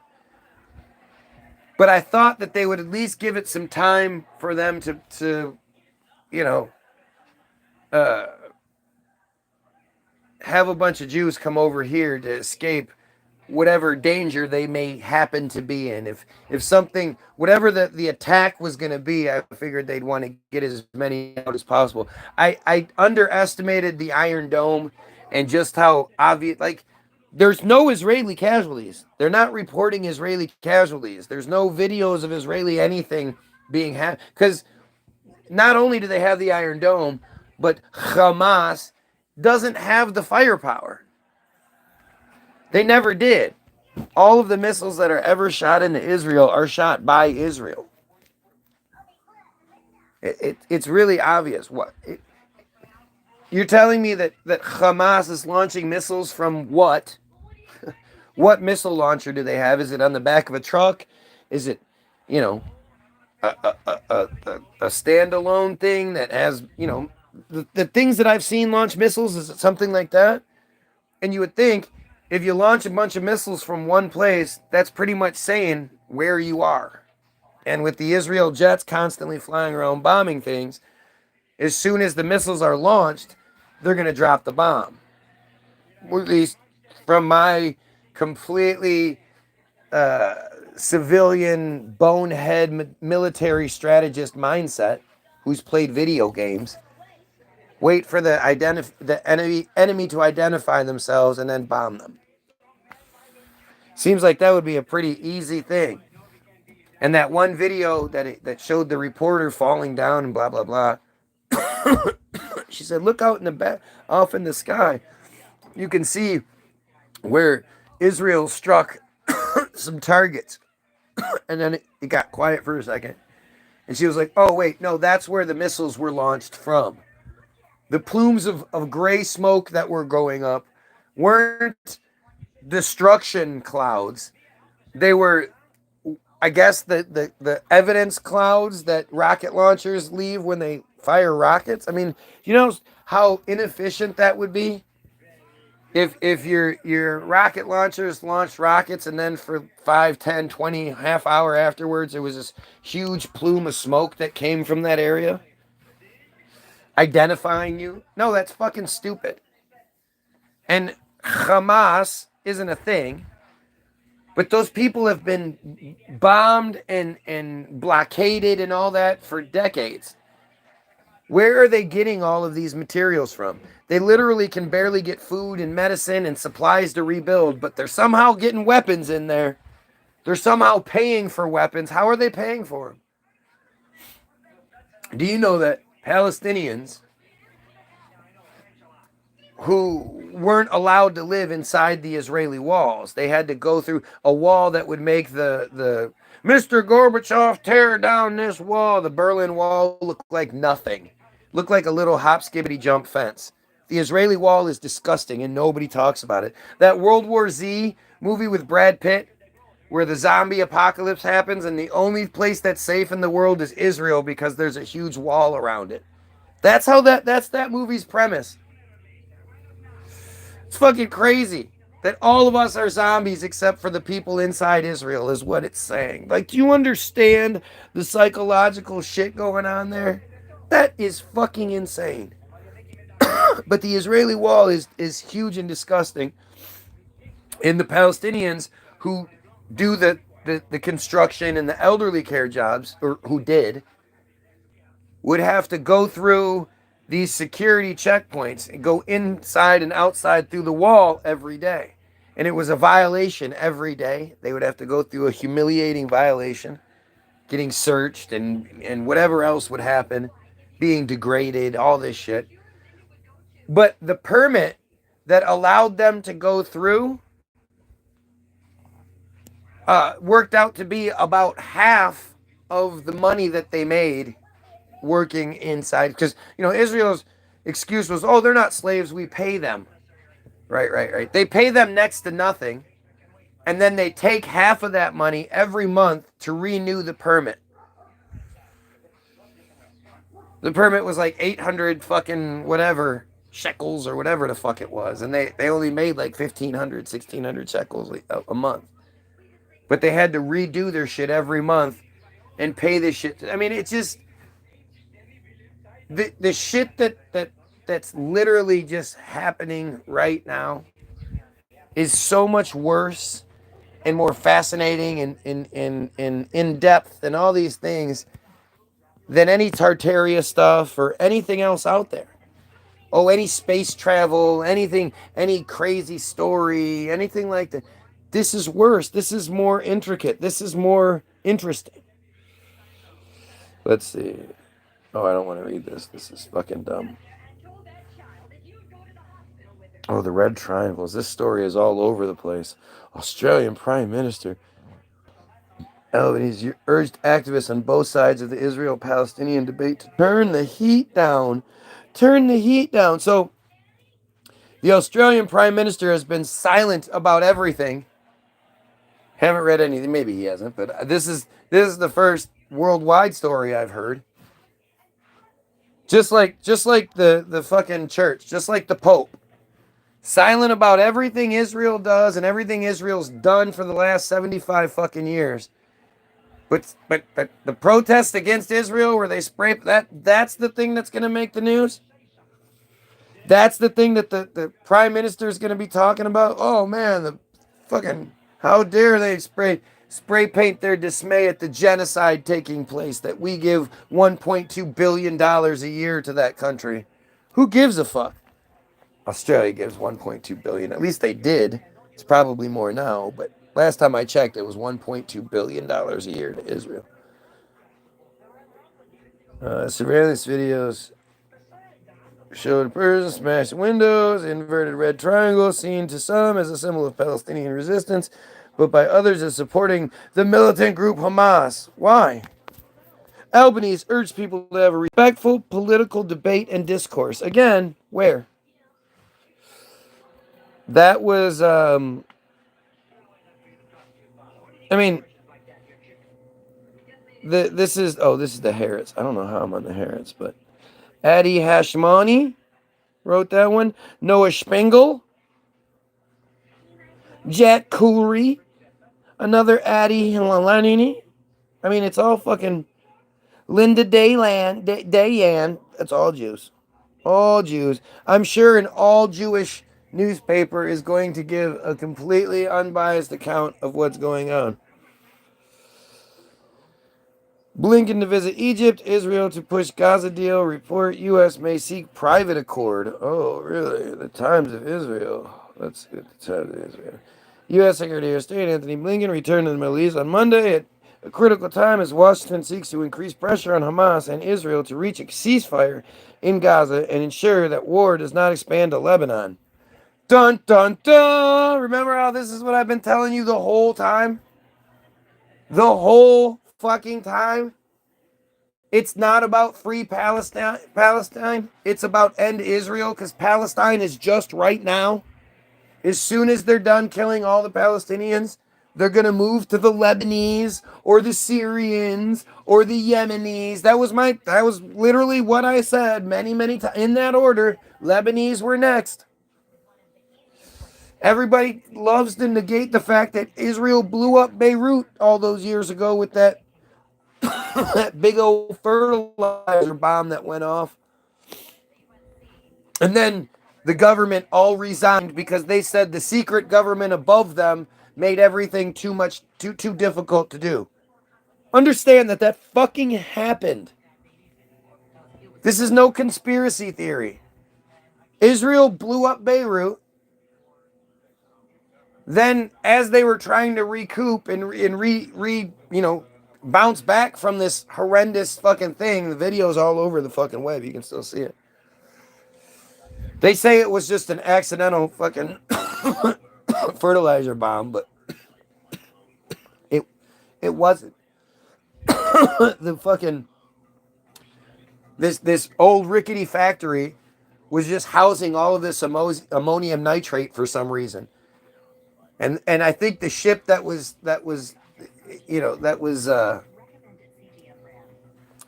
associated with it, I think, is said to go to Russia, but I'm not sure. But the illegal, Beirut was a bustling city, high-rise buildings and shit. So the fact that there's just this old rickety place filled with ammonium nitrate illegally stored for who knows how long, that suddenly the place catches fire and it's burning for such a long time that so many cameras from so many different angles are actually pointed at it when suddenly you see these white flashes start going off all around and then it explodes. Like, you have to look closely down at where the fire was. The fire started raging and you can see like right down in it that there are these white flashes that start sparking off, and then there's the huge mushroom cloud. And within like 15 minutes, the news was already interviewing two separate people that said, "Oh yeah, it was a housing fertilizer, and there was fireworks there too. There was some fireworks. That's how you could see them going off just before the big explosion. But it wasn't fireworks going off. It was just white pops. There weren't any sort of colorful explosions or anything. It was just white pops. But they happened to find two people within a few minutes that could push the narrative. You know, like when 9/11 happened and they had that guy that they interviewed on the street that was like, and the two buildings fell due to structural fires in on them. Like, come on. This is how they do it. But after this takes place, like 2 months later or something, the entire Lebanese government, across the board, they stepped down.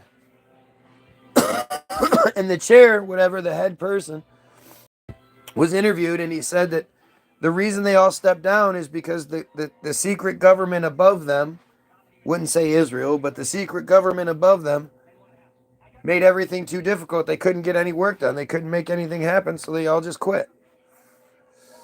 And that story wasn't the biggest story in the world. It's not something that there was any follow-up on, as far as I know. I mean, I'm sure there was, but it wasn't, follow-up wasn't, like, do you understand how that works? How they're deceiving us, how their whole manipulation works? They provide you with what you think you need. Oh yeah, two people said there was fireworks. They knew there were fireworks. Interesting. the first place to reach out to Lebanon to Beirut after the explosion were the Israelis, saying that I know we've had our differences in the past, but if there's anything we can do to help you, please let us know. Some evil shit, man. But I told you guys, Lebanon would be next. And actually, there was that video that existed, that's from all the way back where maybe it was Bill Cooper that said, it's going to be he listed a bunch of countries, and it was like Libya and Syria. Like, he listed countries that have all been destroyed, or what happened in Libya with Gaddafi is just, it's nightmarish. And actually it's very similar to what's happening now, except Libya was a beautiful, first world society, whereas the Gaza Strip has been destroyed for decades. I mean, it's just been, they won't let it be what it could be. U.S. Secretary of State Anthony Blinken returned to the Middle East Monday. Critical time. Washington sees not to expand to Lebanon. In his 8th visit to the region since Hamas terrorists attacked Israel on October 7th. Since October 7th, the United States Secretary of State, or the U.S. Secretary, the United States Secretary of State, are like second or third or fourth most powerful person in government, in 246 days has been to Israel 7 times. I don't know how long each of those visits was, but we're paying for that. Why is our Secretary of State over there handling, and he only goes there. He's never met with the fucking Gazans. He's never met with Hamas. He only meets with Israel 7 fucking times. Or no, 8. This is his 8th visit, sorry. Since October 7th. Sparking the ongoing war. Right. When the Hamas terrorists attacked Israel on October 7th, sparking the ongoing war. Hamas terrorists Israel had killed 242 people on record so far that year prior to October 7th. Mostly fucking civilians. It was set to be the deadliest year in Palestine, in Palestine since the 2006 fucking murders or whatever. It was on pace to be the deadliest year yet. And Hamas was just doing an unprovoked terrorist attack. That's what that is. The nightly, the almost nightly raids by Israeli forces into these areas at 3 and 4 in the morning, where they're just kicking in doors and shooting and killing, 4, 5, 3, Palestinian people, to supposedly kill or take prisoner one Hamas militant. Well, back then they were just militants. They weren't Hamas. They were just militants. They'd kill 7, 8, 10, 20 people. We got 2 militant commanders, militant commanders. And every single night they do this. Every single night they're raiding these unsuspecting territory. Well, half unsuspecting territories, looking for, illegally detaining thousands of people in the process and killing 242. And this is multiple years of this. This was just set to be the deadliest of the years. And Hamas did an unprovoked terrorist attack. That's what sparked the war, the ongoing war. It's a war that only one side takes casualties or has any sort of damage or anything negative to fucking show. The other side is, the Israel side is nothing. The only thing that happens to them is they these occasional cases of friendly fire. They're just so fucking quick to kill that there's a lot of these friendly fire situations that happen. The top U.S. diplomat, there you go, the top U.S. diplomat, his first stop in Cairo before heading to Israel. He is also set to travel to Jordan and Qatar this week.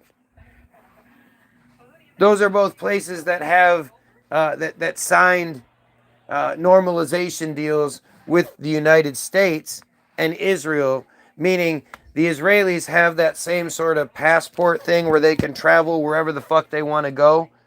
And in response to that, the United States gives concessions to all of these countries, to Qatar and to Jordan and to whatever, where we have to give them money, or we give them fighter jets, or we give them a substantial payment for playing nice with Israel.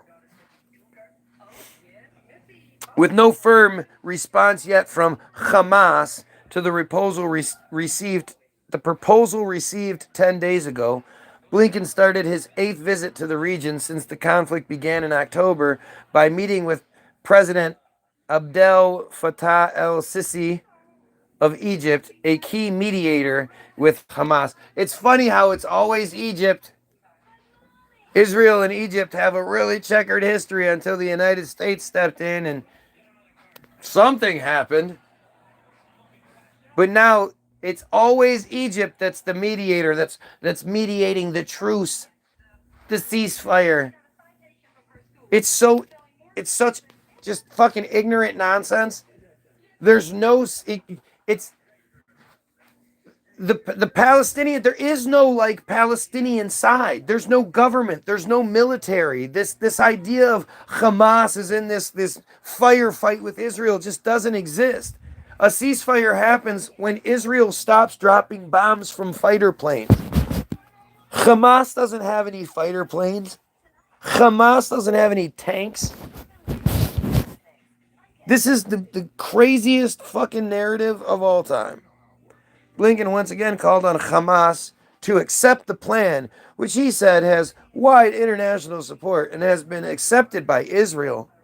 My message to governments throughout the region: if you want a ceasefire, press Hamas to say yes, he told reporters leaving Cairo. He said the plan on the table is the single best way to get a ceasefire, release the remaining hostages, and improve regional security. I believe strongly that the overwhelming majority of people, whether they're in Israel, the West Bank, in Gaza, actually want to believe in a future where Israelis and Palestinians would live in peace and security. Okay, but Netanyahu and his cronies have repeatedly said it's never going to happen. It's never going to happen.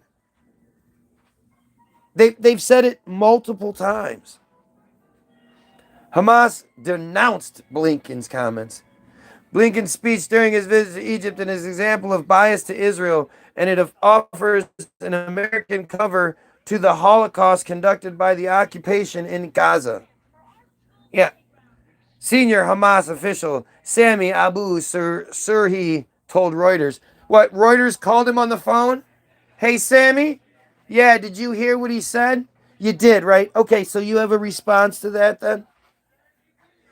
In Israel, Blinken met with Prime Minister Benjamin bitch-ass punk bitch motherfuck Netanyahu and Defense Minister Suckadik Yoav Gallant, according to a U.S. State Department schedule. Fuck these guys.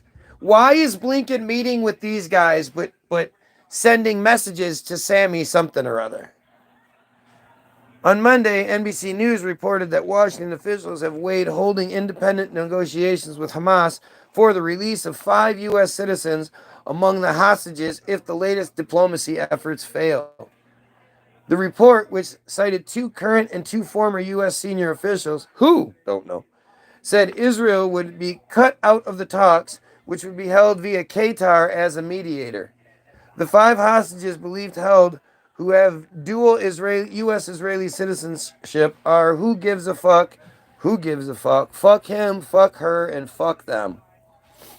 The White House declined to comment on the report.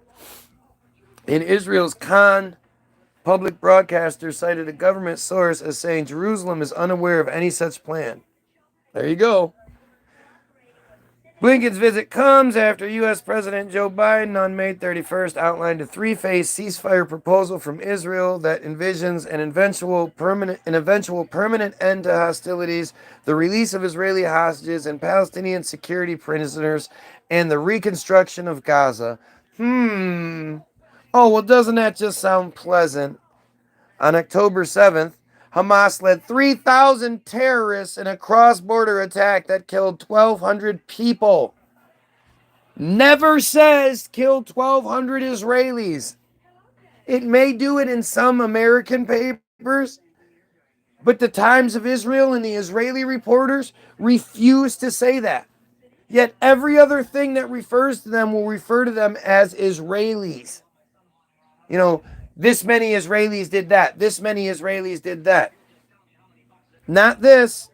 This is always 1,200 people. And now it's 251 hostages to the Gaza Strip. Now it's 251. It was 253. In response, Hamas launched an assault to destroy, Israel launched an assault to destroy Hamas, topple its regime in Gaza, and free the hostages, of whom 120 still remain in captivity.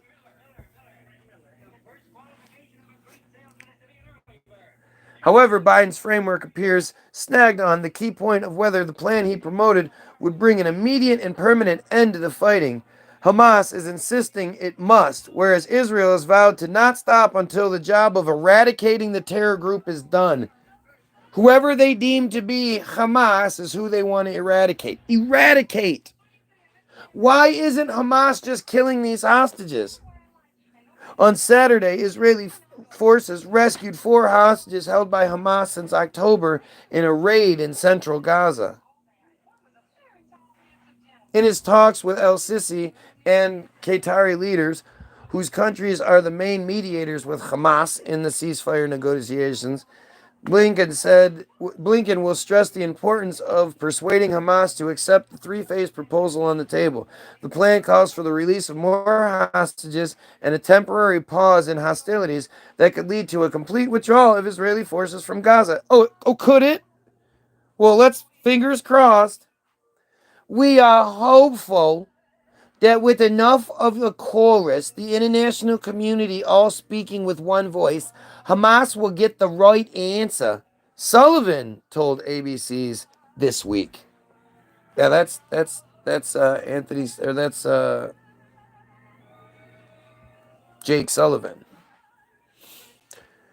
Blinken's trip comes after Minister Benny Gantz announced his resignation from Prime Minister Benjamin Netanyahu's emergency government on Sunday, withdrawing the only centrist power in the embattled leader's otherwise right-wing and far-right coalition during the war in Gaza. The departure of Gantz's centrist party will not pose an immediate threat to the government's stability, but it could have a serious impact nonetheless, leaving Netanyahu, bitch-ass fucking punk, piece of shit, relying on hardliners, with no end in sight to the war, and a possible escalation in fighting with the Lebanese terror group Hezbollah. Oh, that's the other made-up fucking Israeli terror group, Hezbollah and Hamas. Oh, fuck. I'm not reading the rest. In first, Hezbollah tries to down fighter jets as border fighting further ratchets up. Good. I hope they shoot those fucking jets down. Are Hezbollah and Israel about to go to war? Israeli Minister Benny Gantz resigns. Benny Gantz resigns. Benny Gantz resigns. Understanding Israel's public diplomacy failures. AJC survey finds significant majorities of Jews concerned about anti-Semitism. This is the Jewish Insider. A survey of the U.S. Jewish community by the American Jewish Committee found that a significant majority of American Jews harbor deep concerns about anti-Semitism, anti-favoritism. That's what Semitism is. It's favoritism. There's not a single story of Jews being in any sort of danger that exists anywhere. It's crazy how I grew up thinking skinheads were going to be such a huge problem. And yet still, no skinheads. Haven't heard a single skinheads found a Jew and we're mad about this or that yet. Not a single story.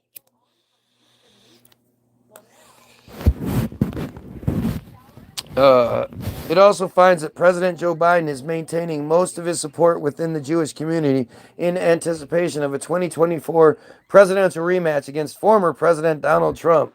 Who's going to win? Absolutely. And the Jews are going to support Trump because Trump is the biggest friend to the Jewish people and Israel that they've ever known, according to dickhead douchebag himself.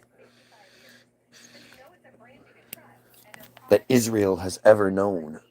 The survey of 1,001 Jewish adults was conducted online by research company SSRS from March 21st, from March 12th to April 6th, with a 3.9% margin of error. Ooh, you know what? I might have been a part of this. Because there was this thing on Instagram where some random guy was like, all my non-Jewish supporters or non-Jewish Israel supporters, some bullshit, and I just went off. I've posted so many things, and he said, "Thank you for contributing. This comment will be noted in this survey or whatever that's coming up." So maybe that's what this is. The survey found that 93% of Jews think that anti-Semitism is a problem. 93% of them think that them not getting favoritism is a problem. What a surprise.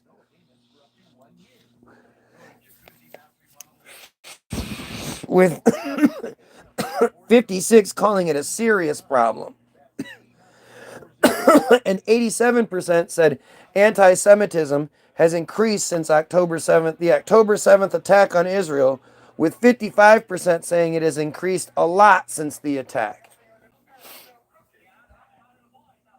Again, why aren't they calling it anti-Jewish? Why are they calling it anti-Semitism? It's important that you know that. On Israel, 85% of Jews said it's important for the U.S. to continue to support Israel, with 60 rating it very important. Do you think this is important? Do you think this is very important? Okay, what about this? Do you think this is important? Yes. Do you think this is very important? Yes. Okay. The survey also, 78% of Jews said they are paying more attention to news about Israel since October 7th. Like they're supposed to. The survey also found that pluralities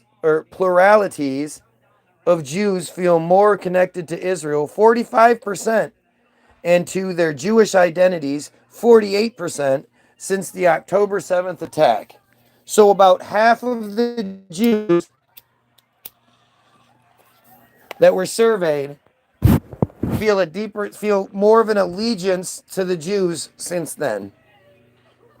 Gee, that's an amazing statistic. 1 out of 2. In combination, 57% said they felt more connected to either Israel, their Jewish identities, or both since the attack. Gosh. The survey found that the October 7th Hamas terrorist attack and the ensuing war have had an influence on many Jews' behavior. 53% of respondents said that the war has impacted personal or work relationships, or that they have avoided talking about the war. Of course, what could they possibly be saying? They have to avoid talking about it. They'll look like pieces of shit. What are they going to say? Yeah, this genocide is just fantastic. We got to get more of them. 42% said they feel unsafe wearing Jewish symbols in public since October 7th, and 45% feel unsafe sharing their views about Israel on social media. Good. And it's not that they feel unsafe, they're embarrassed. Hopefully there's a part of them that's human and embarrassed by what they believe. Jewish Democrats reported feeling more unsafe sharing their views on social media than Republicans. 49% of Democrats said they felt unsafe as opposed to 39% of Republicans. Well, they've been saying it this whole time anyway, so what would be the difference? Why would things be different? And again, they're supporting genocide. If anybody that supports genocide deserves the condemnation and hatred that might come at them. You're supporting a genocide. And it's just disgusting. 7% of American Jews reported thinking about leaving the U.S., that's it, since October 7th due to anti-Semitism, with a total of 9% saying they had considered leaving the country due to anti-Semitism since October 7th or in the last 5 years prior. Have you thought about leaving because of this anti-Semitism? You know, there's a lot more Semitism over there. A smaller share of American Jews said that the war has led them to stop following someone on social media, 29%, caused them to hide or not disclose their Jewish identity, 27%, made them feel unsafe in a Jewish institution, 27%, and made them feel unsafe in a conversation about the war, 17%, or caused them to lose a friendship or relationship, 13%, which is disgusting, right? Because if it was in any other situation, you would write somebody off. If they were supporting such disgusting behavior, you'd be like, dude, what's wrong with you? I'm not friends with that. That's insane. 12% said they'd ended a friendship or relationship because the person had expressed anti-Semitic views. It's not that the friends... All right, that was weird. Looking to American politics, the survey suggested that some predictions that Trump would do significantly better among the Jewish voters in 2024, driven by concerns over Democrats' views on Israel, are overstated. 61% of respondents said they plan to vote for President Joe Biden, roughly in line with the 64% who reported in the same poll having voted for Biden in 2020. The Associated Press VoteCast voter analysis found that 68% of Jewish voters backed Biden in the 2020 election. Again, We're talking about 1 to 2% of the population at best. At best. Only 2% of those who voted for Biden. Trump won 23% of the Jewish vote in the AJC poll, while 10% of the respondents said they planned to vote for someone else, and 6% said they did not plan to vote. The poll did not provide an undecided option. Only 2% of those who voted for Biden in 2020 said they planned to vote for Trump in 2024, while 2% of Trump voters in 2020 said they plan to vote for Biden this year. Well, it's just so weird. It's almost like it's all just 50-50 or less. Biden, who remains significantly more popular in the Jewish community than in the population at large. Go figure. Again, because he kisses the Jewish community's ass. He doesn't kiss ass to anyone else like that. I'm a Zionist. You don't have to be Jewish to be a Zionist. 56% said that they approve of Joe Biden as doing a good approve of the job Biden is doing as president, while 40% say they disapprove. But the biggest poll suggested that a critical mass of Jewish voters is skeptical of Biden's record on Israel. Just under we've given them over $16 billion since October 7th, but that's just not enough. We give them $3.8 billion a year, but that's just not enough. For fucking nothing. They do no.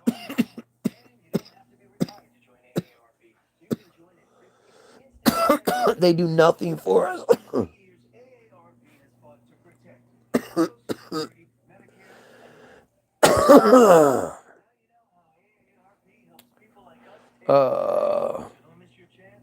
But the survey showed the community closely divided about Biden's handling of the war. 48% of the respondents said they approve of how Biden is handling the Israel-Hamas war, while 43% say they disapprove. 1 in 5. The poll did not break down whether those who disapprove find Biden too supportive of Israel or not supportive enough. The poll was conducted well before Biden announced that he had suspended some shipments of arms to Israel and threatened to suspend more. Oh, how dare he? A majority of respondents, 55%, said Biden would be better at combating domestic anti-Semitism, while 20% said Trump would. 15% said neither would be better, while 9% said they were not sure. Who's going to be better at combating anti-Semitism within the United States? Disgusting, man. You ever seen anything like this for black people who make up 13% of the population instead of 2 to 4, or no, when they make up 2 to 4% of the American population? Not really sure. Blacks make up 13%. Never seen anything even close to this for black people. The poll found that Jews remain a predominantly Democratic identifying population. 68% said they were Democrats or lean Democratic, while 31% said they were Republican or lean Republican. 59% of Jews who lean Democratic said they identify as progressive. AJC officials highlighted in a press call last week that the survey results suggested a connection between level of education about Israel and greater feelings of connection to it since October 7th. Stronger support for Israel and higher levels of concern about anti-Semitism and about sharing their views on Israel. If you're not wrong, what are you scared of? I'm not wrong. I'm scared of being censored by them. But I'm not scared of anything anyone could say. I so welcome some goofy Jew to come in here and try to have a conversation. I guarantee they're just going to look stupid. 72% of poll respondents said that being Jewish is very or somewhat important in their life. Religiously, 8% identified as Orthodox, 15% conservative, 32% Reform, 2% Reconstructionist, and 29% as secular. Crazy. A whole bunch of fucking crazy. Israel Gaza updates. Gantz rejects Netanyahu's request. Resigns. Israel says 4 hostages, including Noah Armani. Oh, wait. Noah Armani was the one writing the fucking articles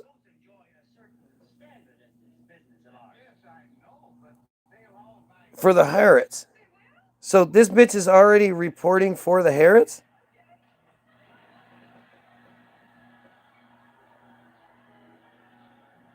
Oh no, that was Noah Spiegel, and then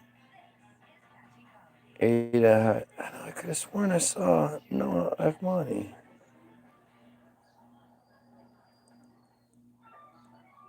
Uh.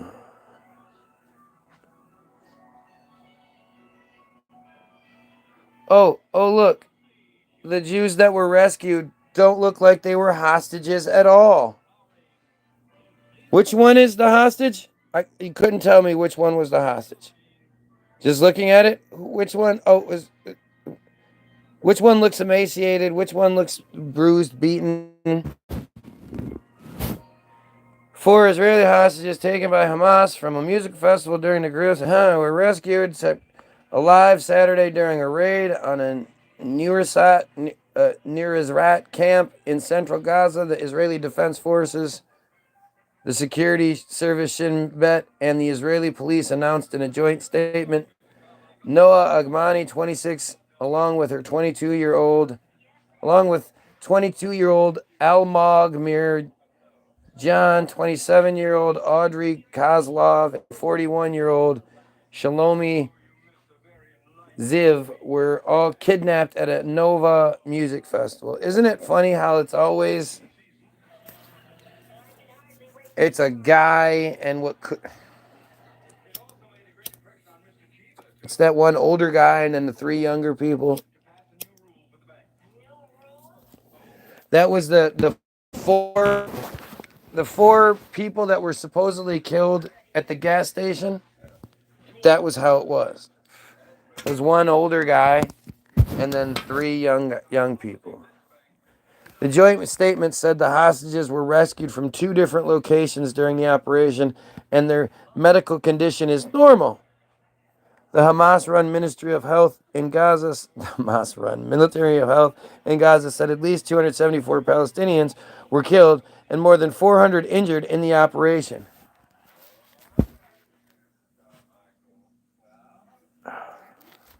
To get the Israelis, they killed 274 people and injured 400 more. And these are civilians.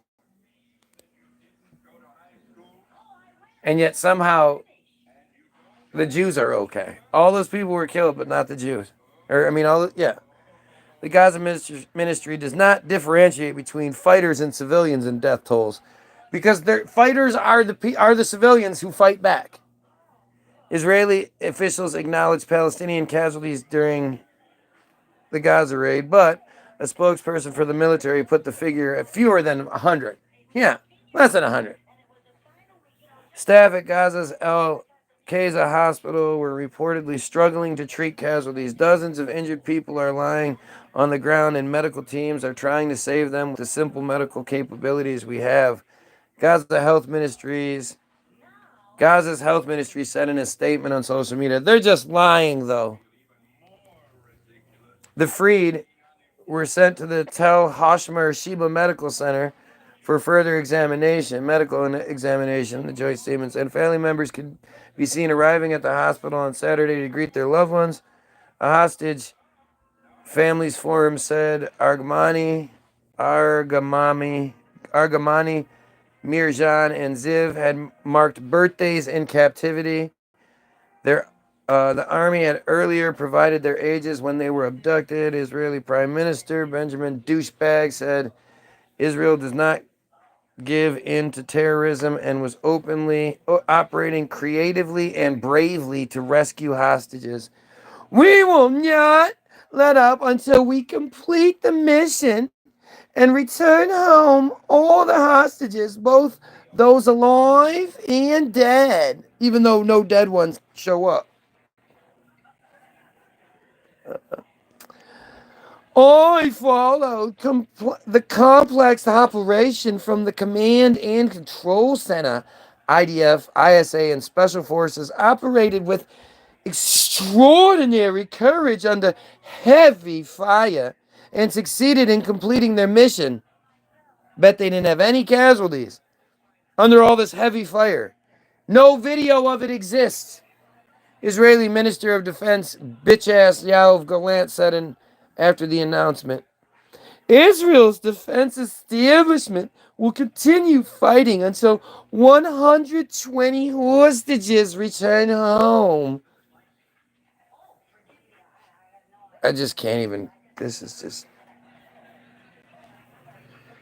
The heroic operation by the IDF that freed and brought home those fucking people is a miraculous triumph, the forum said.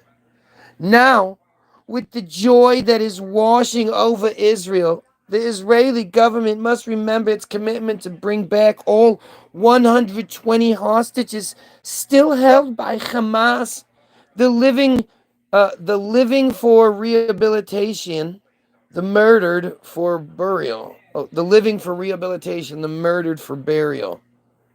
IDF spokesperson fucking douche Daniel Hagari said that the 4 hostages were rescued by IDF soldiers from 2 separate buildings as part of a high-risk, complex mission based on precise intelligence conducted in daylight.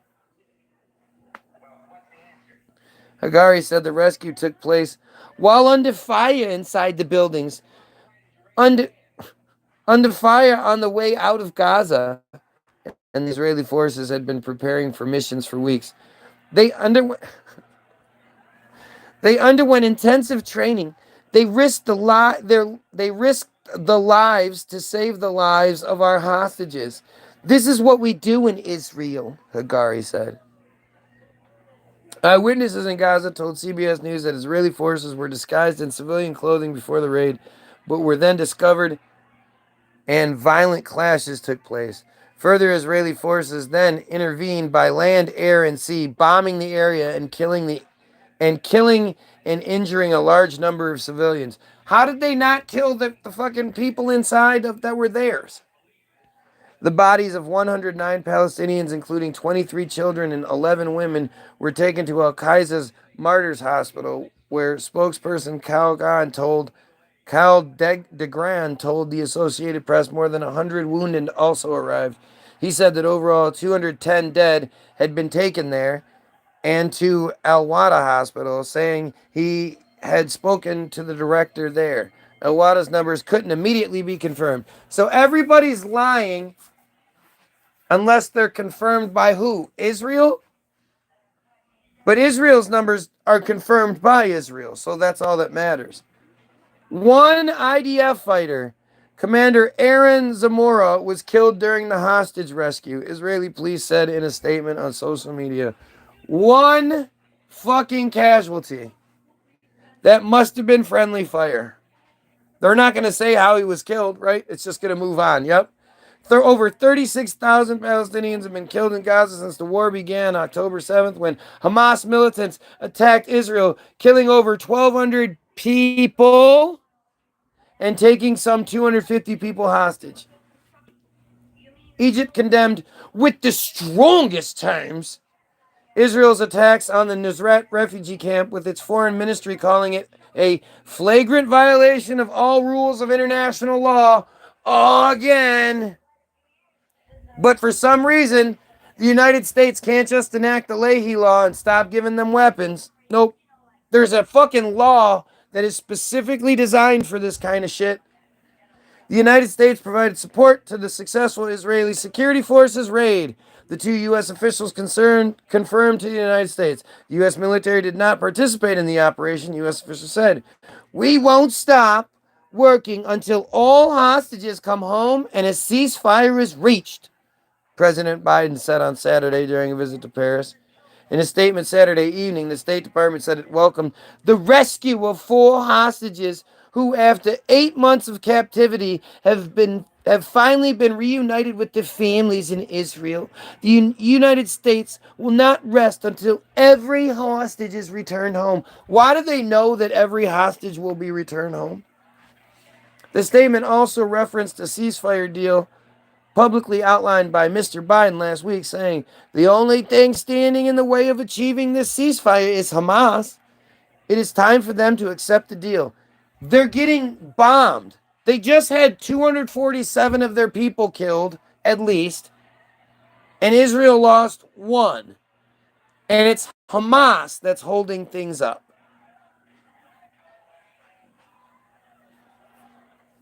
This is what we need to be talking about, guys. We can't be talking about everything else. Everything else is a distraction. Go ahead, tell me what I'm wrong about. Fuck faces. Fuck. Pedophiles, kill yourself.